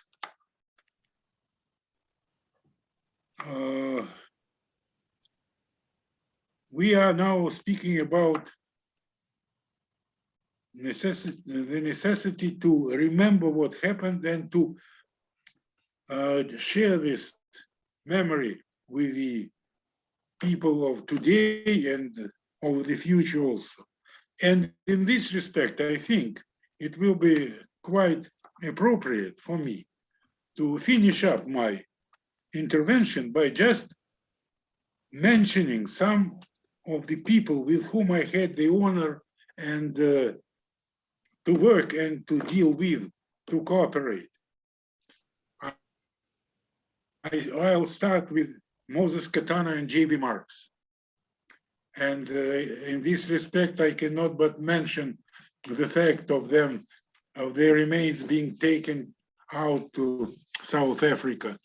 And that's indeed a very good example of how dignified and grateful may be the memory to those who participated in the liberation struggle.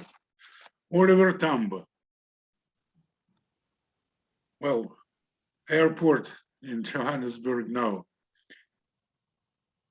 Yusuf Dadoo, Indian, who was the leader of the Indian National Congress, and he also was a leader of the party. Joe Slovo, a white, a man who was in charge of military activities. And I would like just to say that these three people, to me, and I've been cooperated with them very closely, were sort of the leading triangle of the struggle. Tambo, Dadoo, Oliver Tambo, and Joe Slovo. Well, one can enumerate anybody, but I cannot but mention Alfred Nzo, and of course, Chris Hani.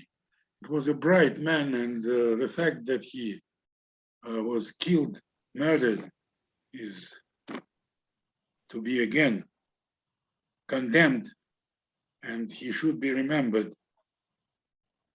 On the other hand, I cannot but mention those who participated in this work on our part.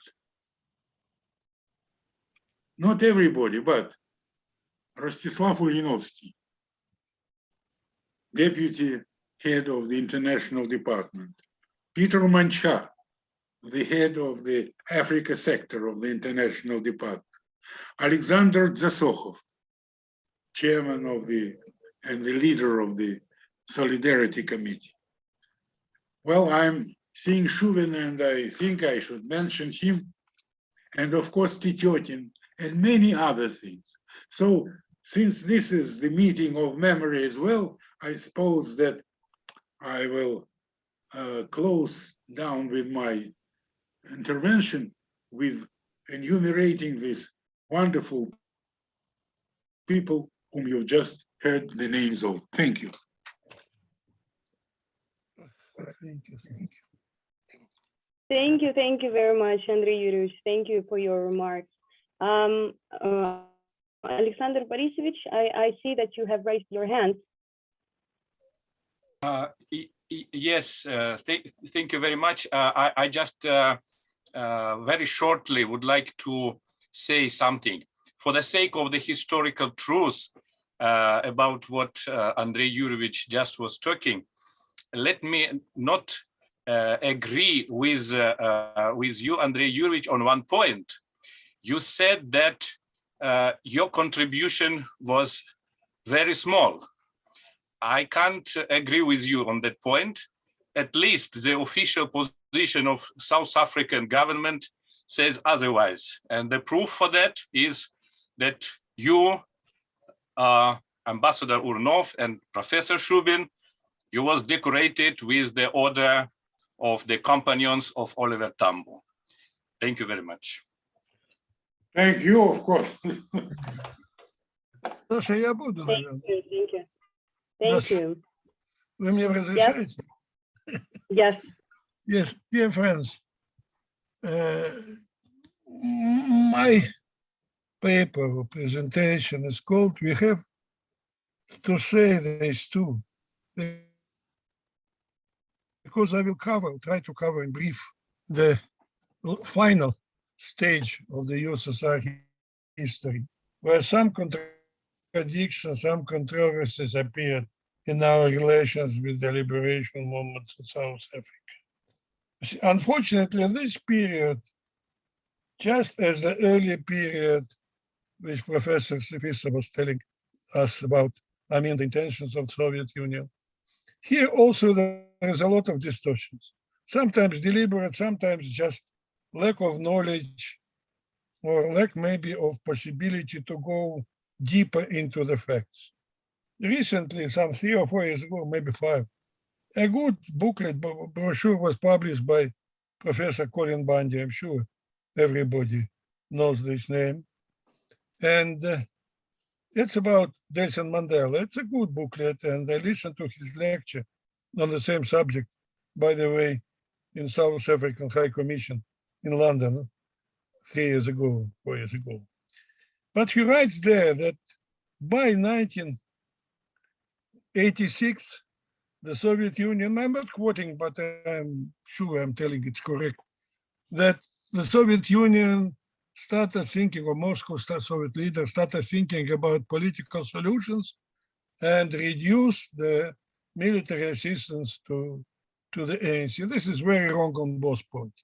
First of all, people forget too often that the idea of political solutions was always there, beginning from 1951, as we call it in Stalin times nowadays, when the talks about armistice or peace in Korea began. Then there were many other examples. So there was nothing new for us at this point. But on the other side, we should not forget that the ANC started very preliminary talks in 84, when Professor van der Merwe of Cape Town came to Lusaka, met Zvaye Pilis or some other leaders. This is point number one. As far as military assistance and other types of assistance are concerned, it did not stop, it did not reduce, it intensified at that stage. You see? For example, beginning from 87, the MK cadres came not only for training as the army, I mean ground forces, but they came to Frunze, that's Bishkek, now capital of Kyrgyzstan, for Air Force training, and to Baku, capital of Azerbaijan, for naval training. By the way, to the best of my knowledge, the commanders-in-chief, I mean the chiefs of the Air Force and Navy in South Africa were in these very groups, which came to us when the chief advisor, how to say, head of our group in Angola was Colonel Konovalenko, Mikhail Ivanovich. I hope he will be with us and he will speak about his experience there. It's very difficult, you see, nowadays, because perestroika became not a good but rather bad name in Russia. I'll give you just one example, a bit offside. I was in my father's village for the first time after 70 years, 2 years ago, met my distant cousin and his wife, and this lady who was there before as a veterinary official. She showed us the next village where my father was born, and it was not a good road, but still some kind of tarmac. She said, we managed to build it before perestroika.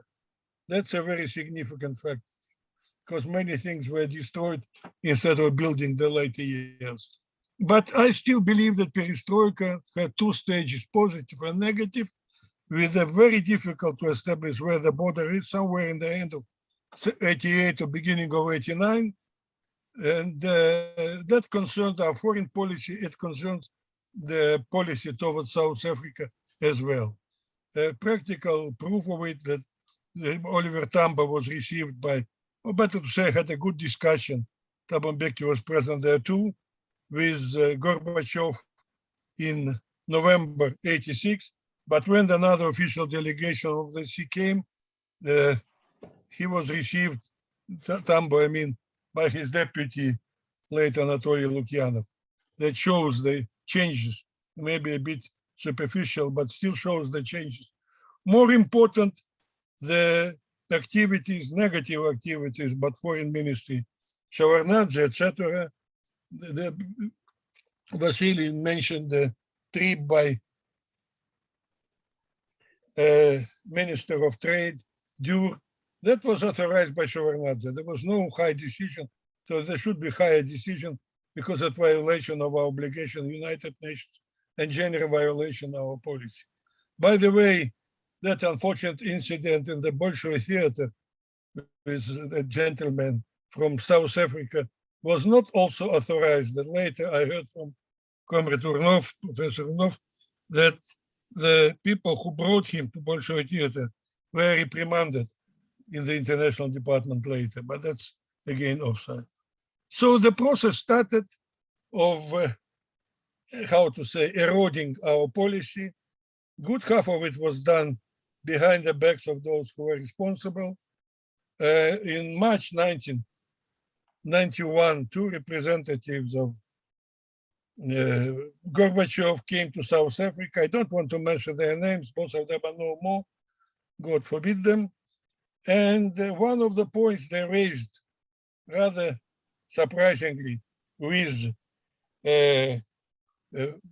Frederick de Klerk, was that Gorbachev wanted South African government to supply us, to provide us with some grain fodder for the cattle. That was a real surprise. Now I'm quoting or I'm referring to the books by Niall Bernard. I'm sure many of them seen them. But for me, it was a kind of discovery. So I travel with these people up to Harare. That's another story. But the fact that Gorbachev asked for some fodder from de Klerk, I think it's very humiliating. Finally, according to Bernard, de Klerk said that they also have not enough, and instead of them, they will send us a team of experts. And so Gorbachev, or maybe already Yeltsin, I don't know when did they come, did receive, instead of fodder, the deputy to Parnard, Mike Kuhn, who is, by the way, during the TRC sessions was accused in participation in the murder of one activist. That's how it happened, you see. Then, as you know, after the tragic events in Moscow in 1991, the destruction of the Soviet Union happened quite soon. But before that, the foreign minister, Pankin, signed the agreement for restoration of consular relations. Now I can say that Mr. Pankin was sent as ambassador to London. On the way back, he didn't come to Moscow. He stayed in Sweden when he was early ambassador, practically being paid by the famous, their company, Unpack, you know, those packing company. And then in February, foreign minister already of Russia, of Yeltsin, came to South Africa to sign the agreement on the restoration or establishment, better to say, diplomatic relations. And now Mr. Kozyrev is somewhere in Miami writing books and articles calling for more sanctions against Moscow. So this is the, how to say, the faces we say in Russia, the real face of those people who were physically involved in establishing relations with the regime, which was leaving the political scene at the expense of the incoming government of our country. Anyhow, now maybe some words. As Daria Turenitsa survey shows, the knowledge is very limited. I am not sure the knowledge in South Africa is better about our cooperation than before. And my humble request for other speakers and for those who spoke already, let us discuss. Some proposals were done already, but let's think together what can be done to keep the promises which was given by the leaders of the country, because in 2013, the Declaration of Cooperation, Comprehensive Strategic Partnership was signed by the presidents, and practically it was repeated in the form of joint statement with President Ramaphosa in 1918. And there is a line there corresponds to the theme of our seminar and theme of our project, keeping a historic memory. There are also words there about rising the knowledge of and rising the new generations, young generations, in the spirit of non-rationalism.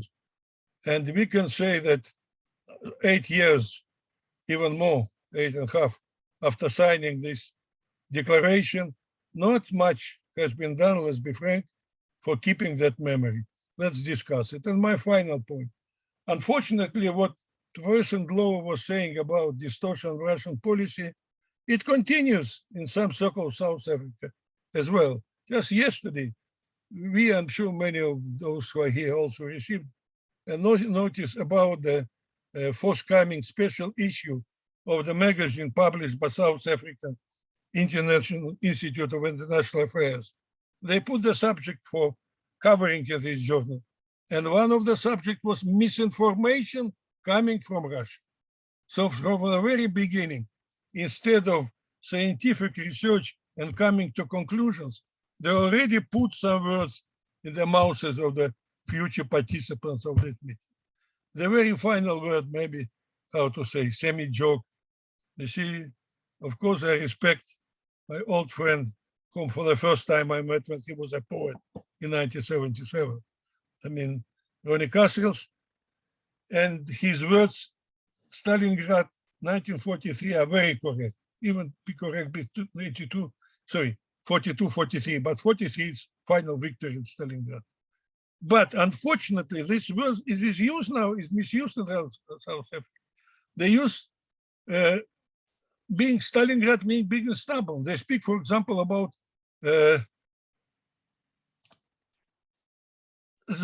Jacob Zuma Stalingrad tactics during the course, during the trials. So please, I don't know what way we can affect this, but it's misuse of the term. Thank you for your attention. And I believe that with your permission, you should open the floor now for, I think some other people wanted to speak, and with your permission, I would suggest Mikhail Ivanovich Konovalenko, whose name was mentioned here, to say whatever he wants to say, without limit of minutes. Sorry, as a chair, I hope my colleague, Professor Sefisha, would not mind. Кнопку, Миша, кнопку на звук. Дай, помогай. Где там звук? Опа. Раз, два, три. Там есть рисуночек такой, нажать. Yes. Получилось. Получилось, хорошо. Okay. I'm not sure, Prof. Shubin, you wanted me to present some closing remarks or something? No. I thought, if you don't mind, no, I just ask your permission to give the floor. And the closing remarks, if you don't mind, in the very end. No. In the very end of discussion, if you don't mind. No closing remarks, except to ascertain your point that South African youth don't know much about the past when it comes to Russia. It's obvious because in terms of history education, that part of the curriculum, was badly done, so we've never learned anything about international solidarity. The focus was more on Black consciousness and the civil rights movement in the US. So the liberation struggle was equated to civil rights, So probably one understand why that was the case, both in apartheid South Africa and post-apartheid South Africa. So that is basically the issue that we are dealing with now. And I do therefore agree with you that ideologically, the liberals were in charge of the history curriculum, and they made it a point that that history you are talking about will never be taught. But I hope things will change. I don't want to say anything because I'm the chairperson of the new history curriculum. So I don't want to find myself quoted all over the place saying the history curriculum will be like this and that and that and that. But what I'm saying, it's the truth, because we've studied the history curriculum pre-apartheid and post-apartheid. So this focused area of study and research was really de-emphasized. So that's why South African youth and students are like the Soviet or the Russian youth and students. They certainly don't know anything from Russia has to be treated with negative contempt. That's all I can say. Thank you very much. Thank you. Oh, слышно меня? Да, хорошо слышно. Okay, thank you very much. Good afternoon, ladies and gentlemen. Let me introduce myself. I am Colonel Michael, as comrades from ANC know me, Konovalenko Mikhail. I was head of the Russian specialists in Angola, 1995-98. Just the events of Koita Konovalia, attempts of UNITA even to fight with the ANC. We formed with Godfrey Ngwenya, who was my counterpart in Angola, wisely 2 battalions of ANC to fight with UNITA. It was rather interesting time for us to work together with ANC comrades. Their names were mentioned here by Comrade Urnov. Yeah, Joe Slowa, Chris Hani, Joe Modise, Peliso, Kadimen. They often visited Malanje camps, visited Viana camp, and other camps in Angola. They participated in even preparation of their soldiers. I mean to say, we together made new program of training and anticipated you into the life. So even some comrades, Russian comrades, or Soviet comrades, who was dealing with the ANC were awarded by orders and medals by our government for the help to ANC. And of course, just to repeat the words of Comrade Shubin, that it's really a pleasure to hear that some young soldiers who were sent to Baku and to be a helicopter pilot, now commander-in-chiefs of Navy and Air Force of modern Republic of South Africa. I am really pleased because it was myself who sent them to organize, even to organize their checking medical conditions, their education, and who was responsible for sending them to Moscow. Thank you very much for your attention. I'm sure there will be more questions to him later, but that's another story. Thank you. Thank you very much. I have seen in the chat that Professor Gottschalk also wants to contribute to discussion. The floor is yours, please. Thanks. Just two old historical facts in case they are of any use to anyone. In 1955, an architect called Thornton White got a South African government contract to design air raid shelters in case the Soviet Union dropped an atomic bomb on the Union buildings. I do not know if the air raid shelters were actually built, but he, under contract, completed all the architectural designs for these shelters, which I think tells something of the anti-communist atmosphere of the time. The last fact I'd like to mention, Richard Wilson got this in an interview, is that during World War II, South African military intelligence succeeded in recruiting as informer a janitor in the Cape Town office of the Communist Party of South Africa, and they organized that typists would be on overnight duty in the castle, and the janitor gave them the keys to open the office safe and get the membership list of the Communist Party, which was taken away after 5 p.m. to be typed out by typists at the castle and then returned before 9 a.m. the following day. I haven't seen this historic fact mentioned anywhere, so let me just pass it on in case it's of interest to anyone. Thank you. Great interest. Thank you very much. Владимир Викторович, не появился еще наш друг? Я имею в виду, чуть-чуть не видно. Вячеслав Николаевич не подошел еще, он подойдет. He's here. Вячеслав Николаевич. Professor Tityokin? Здесь я.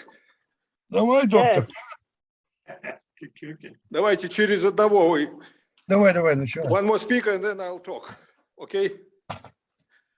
Okay. Because I'm moving at the moment. Still moving. Yeah.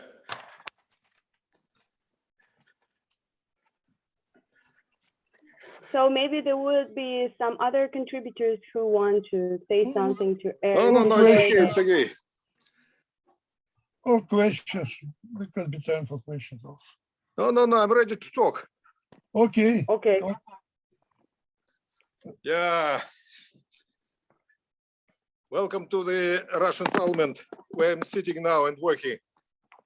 Let me fix the machinery, gadgets, and I'll be on. Okay, comrades, I'm very happy to see all of you. First and foremost, Comrade Ronnie Castle, whom I haven't seen for quite some time. Yeah, and this is very interesting discussion I'm following, and very happy that we're raising this very important point. Given the fact that we are not having too much time, I'll try to present my views in a very short telegraphic manner. I'm going to raise three important points in my view. First, the general attitude of the Soviet people towards the national liberation struggle, the origin of this attitude. One must remember that when we started cooperation, active cooperation with the African National Congress at the beginning of 1960s, it was only 15 years after the end of the Second World War. In our terminology, it was the Great Patriotic War. And the very significant part of fighting struggle was done by the guerrillas who were operating behind the enemy lines. And in our terminology, the guerrillas were called partisans. Therefore, partisans were very popular in the Soviet Union. So whenever we spoke about the liberation struggle, about the freedom fighters, we called them partisans, guerrillas. And this automatically produced sympathy towards the people fighting for their national liberation. It was the attitude both of the government, of the ruling party, and of the common people. And that was the real political and psychological basis of our support to the national liberation struggle. I think it's very important because we are often accused of trying to take over South Africa. It was not the case. It was internationalism in the full sense of the word, and internationalism, let me repeat again, both of the government of the Soviet Union and of the common people from the street. This is number one point. The second one is the technology of our support to the national liberation struggle. I must say that thousands, perhaps tens of thousands, even hundreds of thousands of people were actually involved in that. For instance, recently, the foreign minister of Russia, Sergei Lavrov, was in Angola, and he participated in opening a monument to the Soviet involvement or Soviet support to the fighting Angolan people. And he mentioned the figure of 100,000 Soviet military and civilian experts who were involved in this struggle. So hundreds of thousands of people were involved. And they were organized in the NGOs and the public organization, ruling party, and the government. And all of them were involved. And I must say that the coordination was done by the International Department of the Central Committee of the Communist Party of the Soviet Union. And I'm very happy that Comrade Andrei Yurnov and Comrade Vladimir Shubin are here with us, because they were the people who were doing the coordination of the various public and state and party institutions which were involved in the support of the national liberation struggle.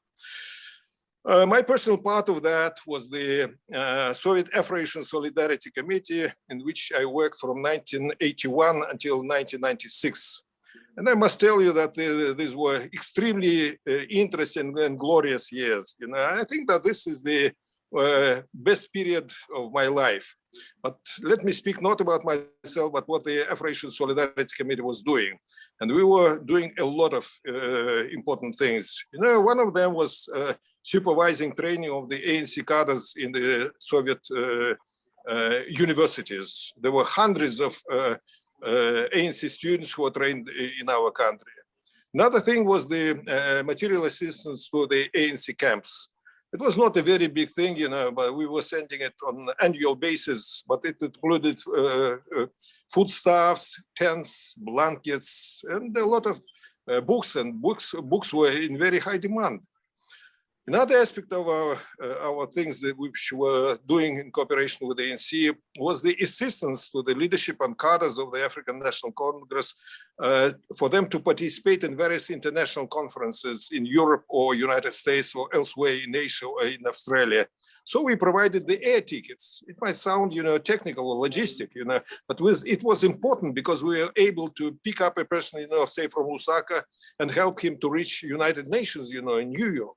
And it was basically done by the Aeroflot flights, and the people were traveling from Lusaka to Moscow and from Moscow to New York and back. And that means that there was hospitality provided by the Soviet Afro-Asian Solidarity Committee while they were staying on transit in Moscow, you know. And the ANC people were in Moscow on a daily basis, you know. And it's funny enough, you know, that at some stage in my work at the Afro-Asian Solidarity Committee, that I realized that I talk more English, you know, living in Moscow than I talk Russian. That shows the extent of our cooperation with the African National Congress. And I must say, apart from technical things, you know, the spirit of this cooperation. You see, Comrade Roni quite correctly said that it was very warm, very open. was really a feeling of comradeship. We were one team, you know, there was no difference. When we discussed with the ANC comrades the developments and what can be done about that, you know, you really felt that you are part of that. And that was very important, you know, because there was no difference, national or color difference, you know, we were the same team, you know. It was extremely interesting and it was very pleasant. You know, I must say that my political formation and eventually I become a member of the Russian parliament, you know, is to a very significant part is explained by the fact that I cooperate with the great leaders of the African National Congress and the ordinary freedom fighters, who always inspired me by their determination, by their commitment to the national liberation struggle. So in the moral sense, you know, it was quite an outstanding feeling, I must tell you, you know. So it was both rewarding and the formational period. Now, very briefly, how it developed further, you know. I'm very happy that Comrade Shubin spoke at great length, you know, what worked out at the final period of existence of the Soviet Union, so I don't need to repeat it. You see, it was very unfortunate development, you know, because overnight, after the takeover by the bourgeois forces of our country in August 1991, they immediately switched 180 degrees, you know, the ideology. So the former enemies of our country immediately became friends. United States of America, for instance, and the vice versa, you know, the friends of our country, like the African National Congress, overnight became the international terrorists, you see. But I must report to you that things are changing and the common sense is coming back to the heads of the opinion makers and policy makers in the Soviet Union. For instance, you see, I'm very happy that now Russia and South Africa, they work very closely, you know, within the framework of BRICS. More significantly is development of a different attitude towards Africa in the Russian leadership in general. I must say that in October 2019, there was the first major Russian-African summit in Russia.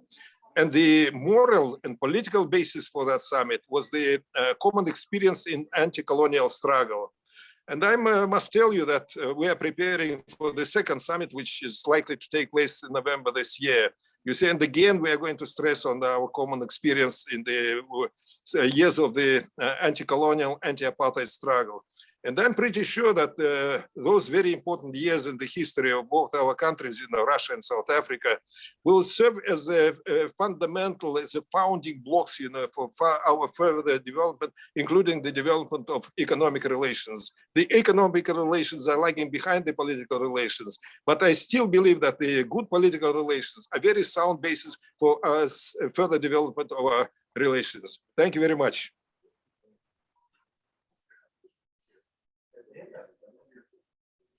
Thank you very much. Yeah, thank you very much for your contribution. Maybe there is somebody who also wants to add something to share their experience, maybe. Or the to ask floor is questions. yours for comments or Or questions. to ask questions.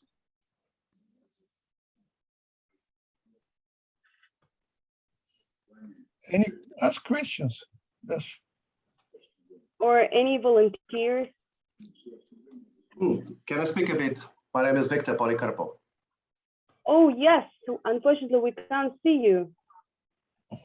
But we can hear. I don't see it myself, really.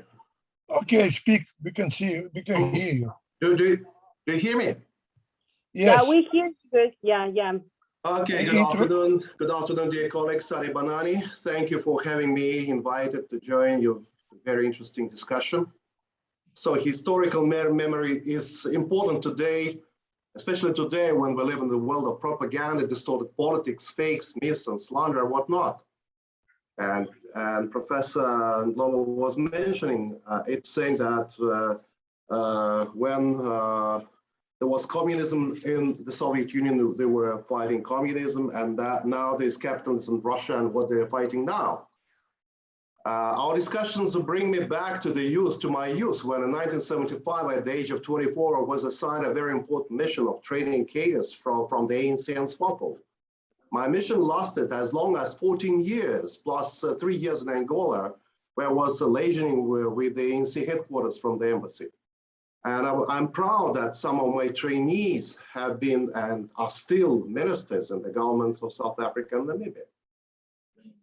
This discussion of yours brings me back to my last meeting with Ronnie Castros in 2005, and Mr. Titokhin was making a presentation of his book that time. I got that book, Armed and Dangerous, having been signed by him, as follows: to Victor for giving us our victory, which is your victory. I hold these words in very high esteem as a tribute to all of us, Soviet instructors who spared no personal efforts in helping your people in the struggle. Believe me, that our hardworking was not ideology based, because ideology was somewhere high above us. We're just lieutenants, rank and file people, rank and file instructors. We did our tedious field work, proceeding from a great deal of empathy and love and solidarity, which the people which the speaker were mentioning here, which was coming from our hearts and which were coming from our history of World War II. And we were experiencing this towards the oppressed and suffering people of South Africa. The feeling of justice in our work, that was really prevailing. And I don't want it to be so much,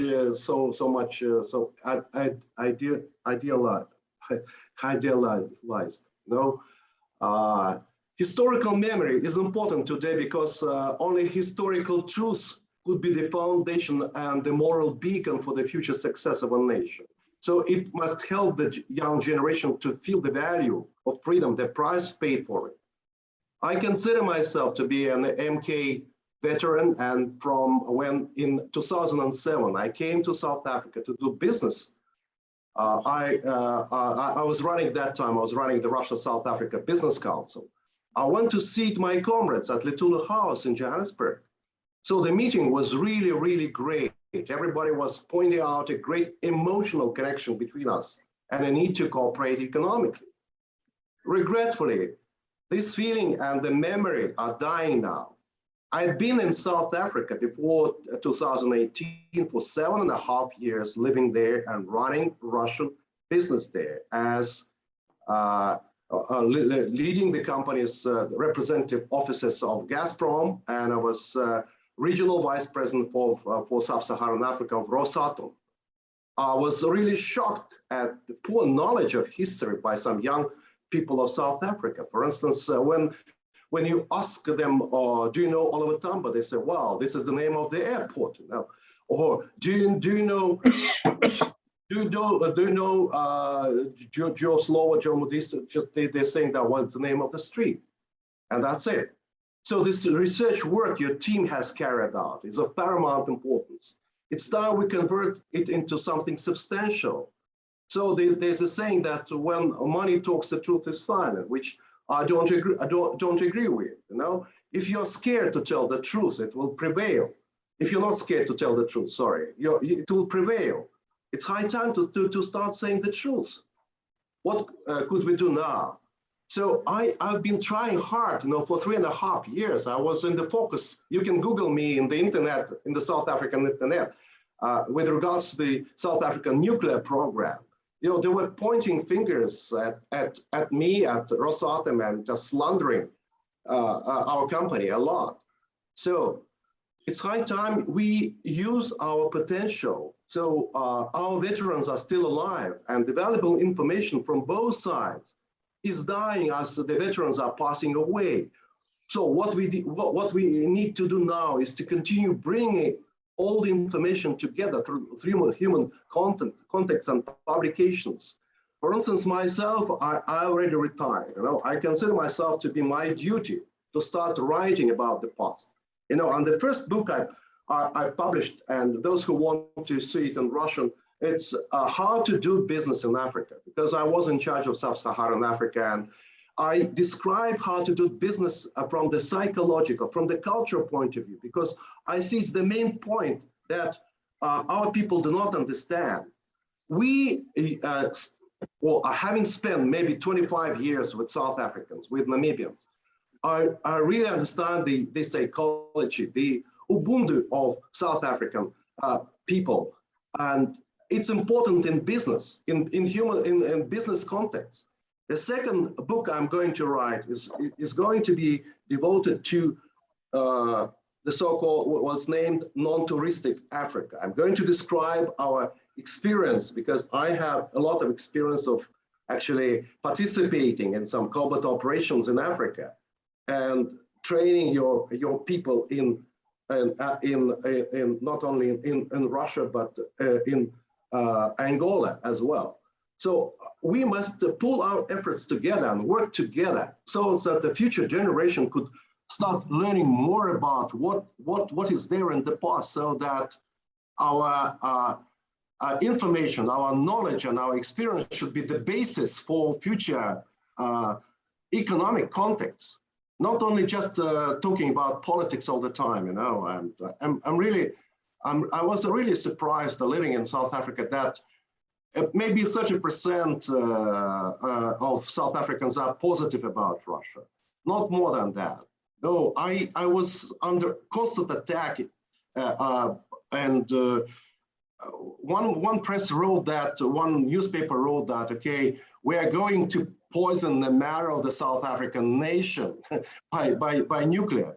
Our technology is humbly the best in the world, and we were offering a fantastic project for South Africa, which was a totally win-win solution with 50% of localization.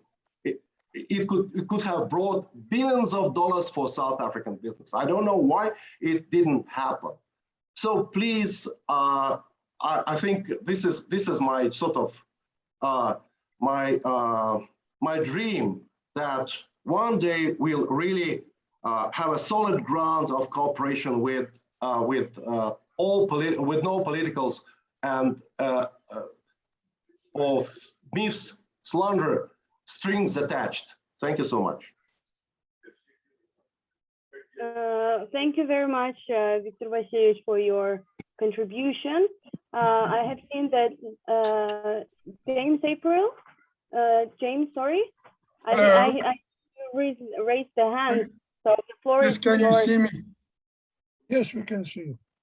Okay, good. Yeah. Yes. Are you right? Are you? Yeah, no, I just wanted to say about the other programs of the old Soviet Union to uplift the newly emerging countries from colonialism. That I feel has been underscored, not been underplayed. You know, the aid given to many of these African countries, because economic aid, there's a lot of technical aid, I know, you see, for a fact. And the fact is, it wasn't just a push for socialism, as some people claim. You know, I remember articles in Peace and Socialism, a very important magazine, and I hope it could be revived, and then the International Affairs, also a publication by the Soviet Union, which was very important to raise very important issues on economic, even historical affairs, you see. And that's where I learned a lot about. That time I was still young, in the 60s, and I could see, you know, it wasn't just a question of pushing socialism. I remember the Cairo seminar in 1966, for instance, where Professor Sobolev spoke, and he had a number of very concrete proposals for how for underdeveloped countries to move forward, you see. You know, and he, in fact, advocated a combination of state intervention and also private enterprise, in a sense, to get the economies of these countries going.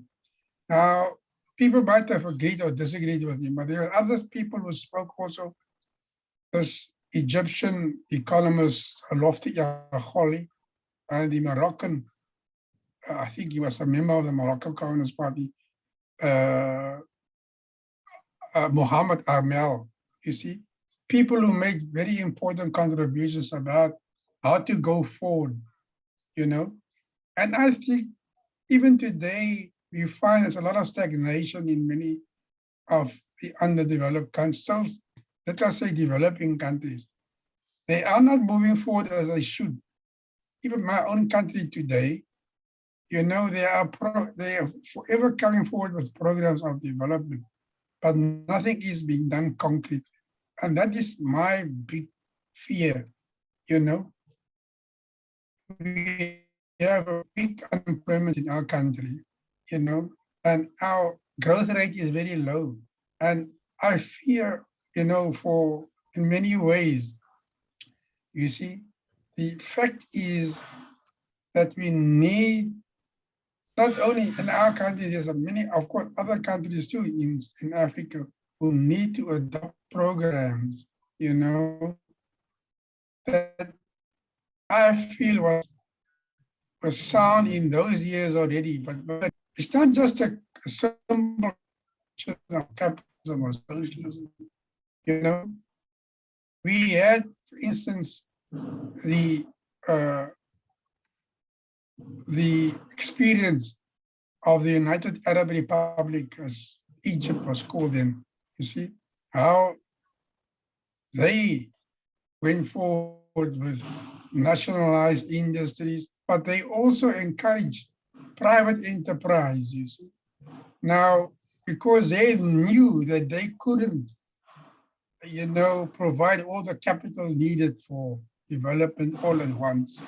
Now, I just want to know how do you people feel about this? Do you feel, you know, that, because I feel the Soviet Union made a tremendous contribution, theoretically at least, in this respect too, you know? Thank you. Okay. Thank you very much, James. Maybe there is somebody who also wants to add something, to comment, ask questions.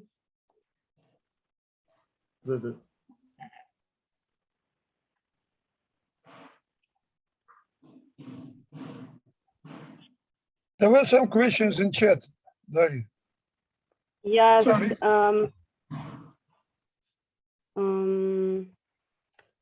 There is some a question. Yes, I have seen that there is a question from Natalia Telipnova to Tina Zol. Thank you for your presentation. Did you discern any general trends from the interviews? What kind of ideas did the students come back with after their experience in the USSR?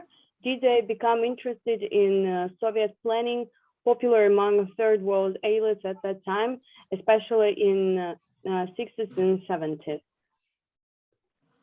Tina with us? I don't know. Yes, Tina is with us. I see she's online. Dr. Nzol, maybe you can comment on that.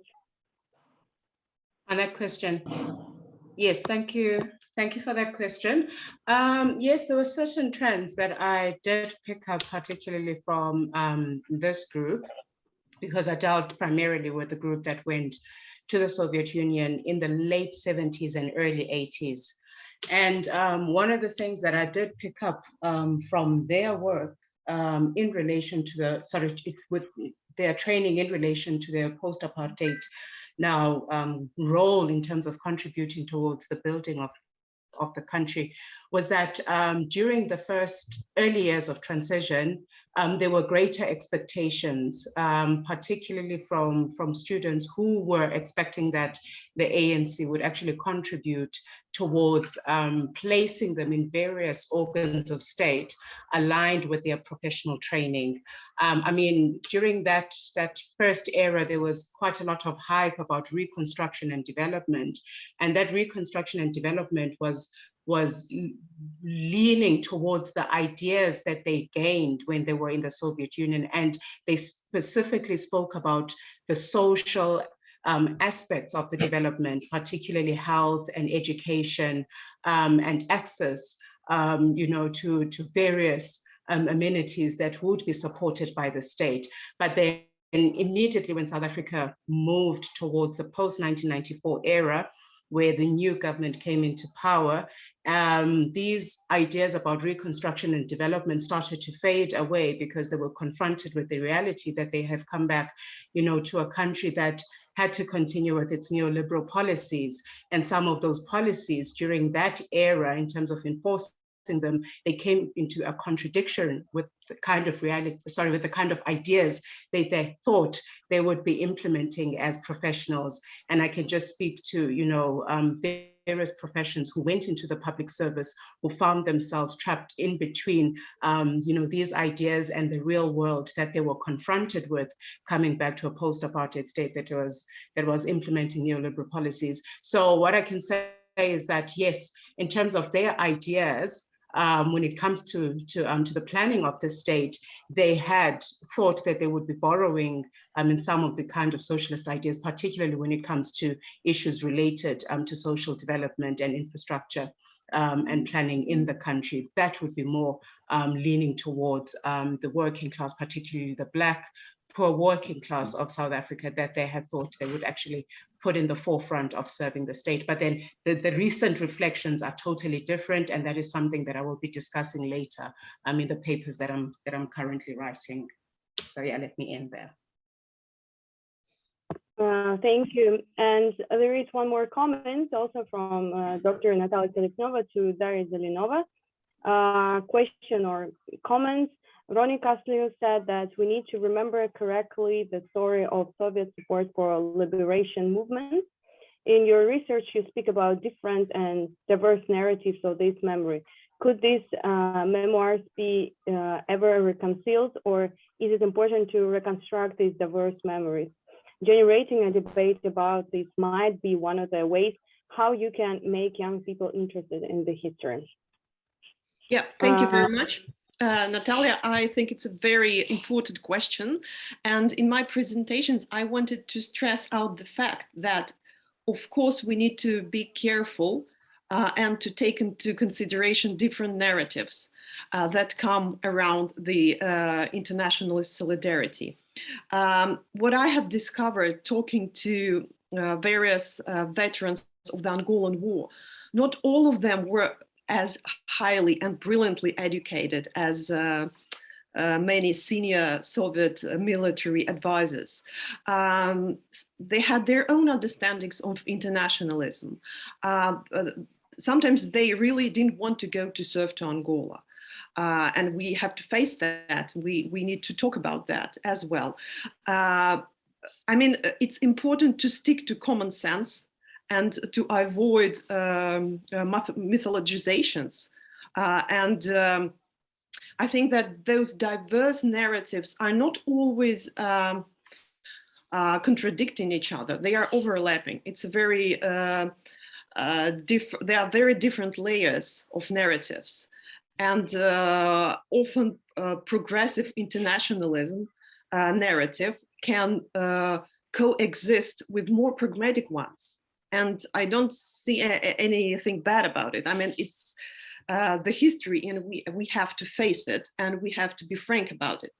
And I also agree with Natalia on the fact that generating this debate would help to promote interest to this history for younger generations, for those people who really probably are not very much aware of what international solidarity used to be.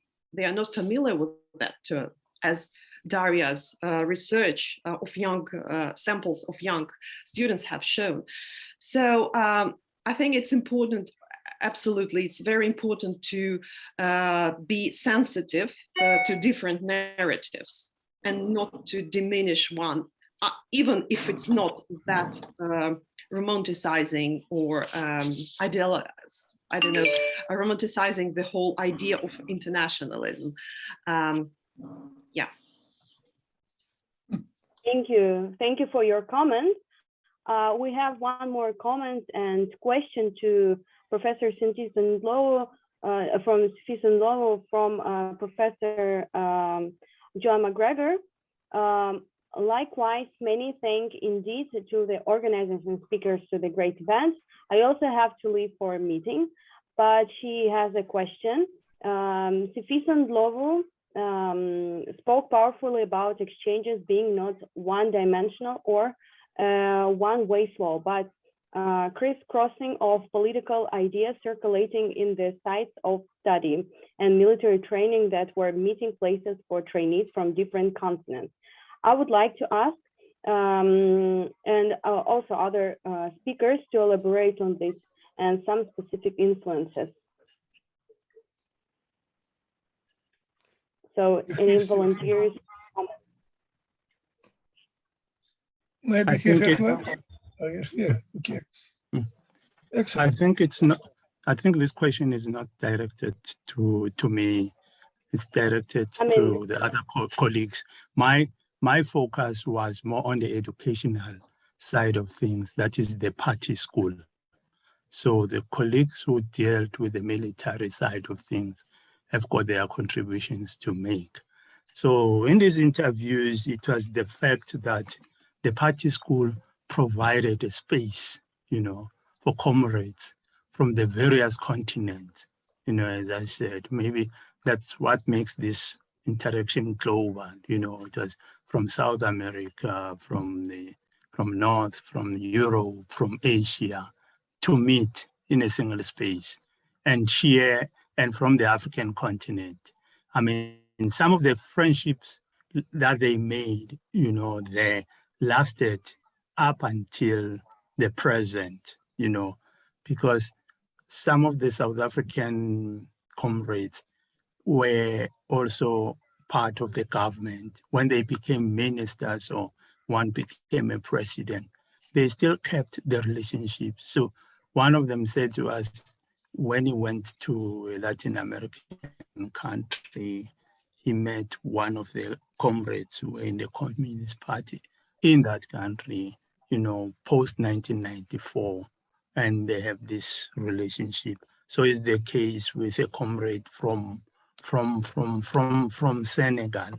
So it was because of this crisscrossing, flowing ideas, because you get the general feeling that these comrades who were the party school were just victims of propaganda. They didn't have anything to contribute. They were not intellectuals. That is, they were victims of Soviet propaganda because they were not a thinking people. Only to find out that for them that was not necessarily the case, because, for example, most of their teachers, for example, have never been to the African continent. They might generalize about the continent, but the teachers will get more information about the continent, about the state, about the conditions, the state of affairs in Senegal, the state of affairs in say, for example, in South Africa, from the participants themselves. That is this flow of ideas that I'm talking about. So it's not necessarily about people going there and being one-dimensional, just imbibing propaganda, from the Soviet state and taking that propaganda back to where we are from and implementing it as is. I mean, the ANC was never a socialist organization, if we speak the truth. And even if it had this relationship with the Soviet Union, it never prioritized that form of economy. It knew that the South African Communist Party was the organization which probably might have moved to that extent. So it shows that people were not one-dimensional. They could think through things. They could share ideas, with their Soviet counterparts. So that was what I was saying, that this is what I gleaned from the interviews themselves. They were certainly not comrades who went to the Soviet Union just to learn, communism, in a one-directional one. They had questions to ask about the general population. They had questions to ask about what they saw, as probably negative issues in terms of what they observed in their daily lives and experiences in the Soviet Union. And that was it.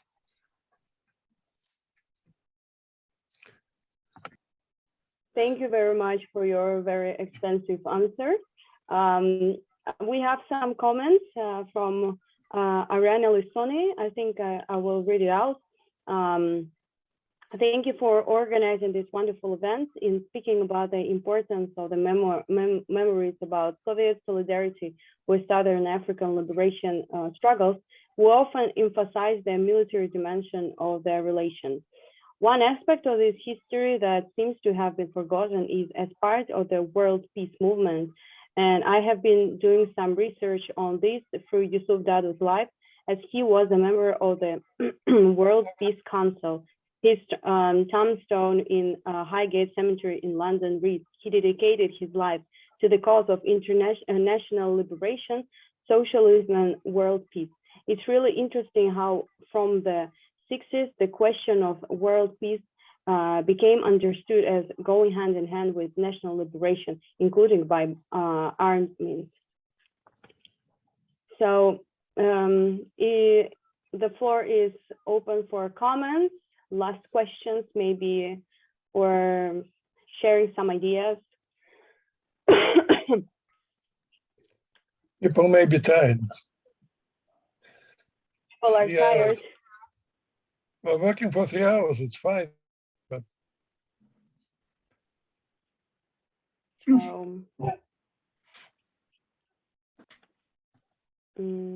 Professor Shubin, maybe you want to say some.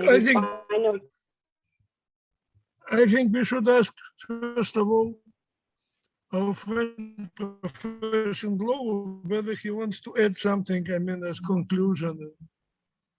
Comrade Officer, if you are there.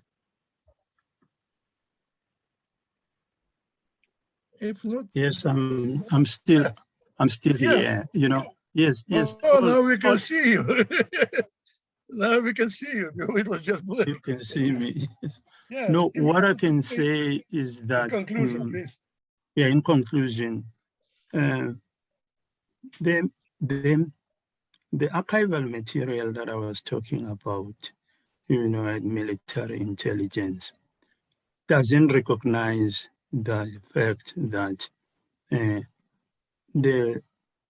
apartheid was violence. The struggle for national liberation was about the promotion of peace. But the archive explain things differently. It's the opposite.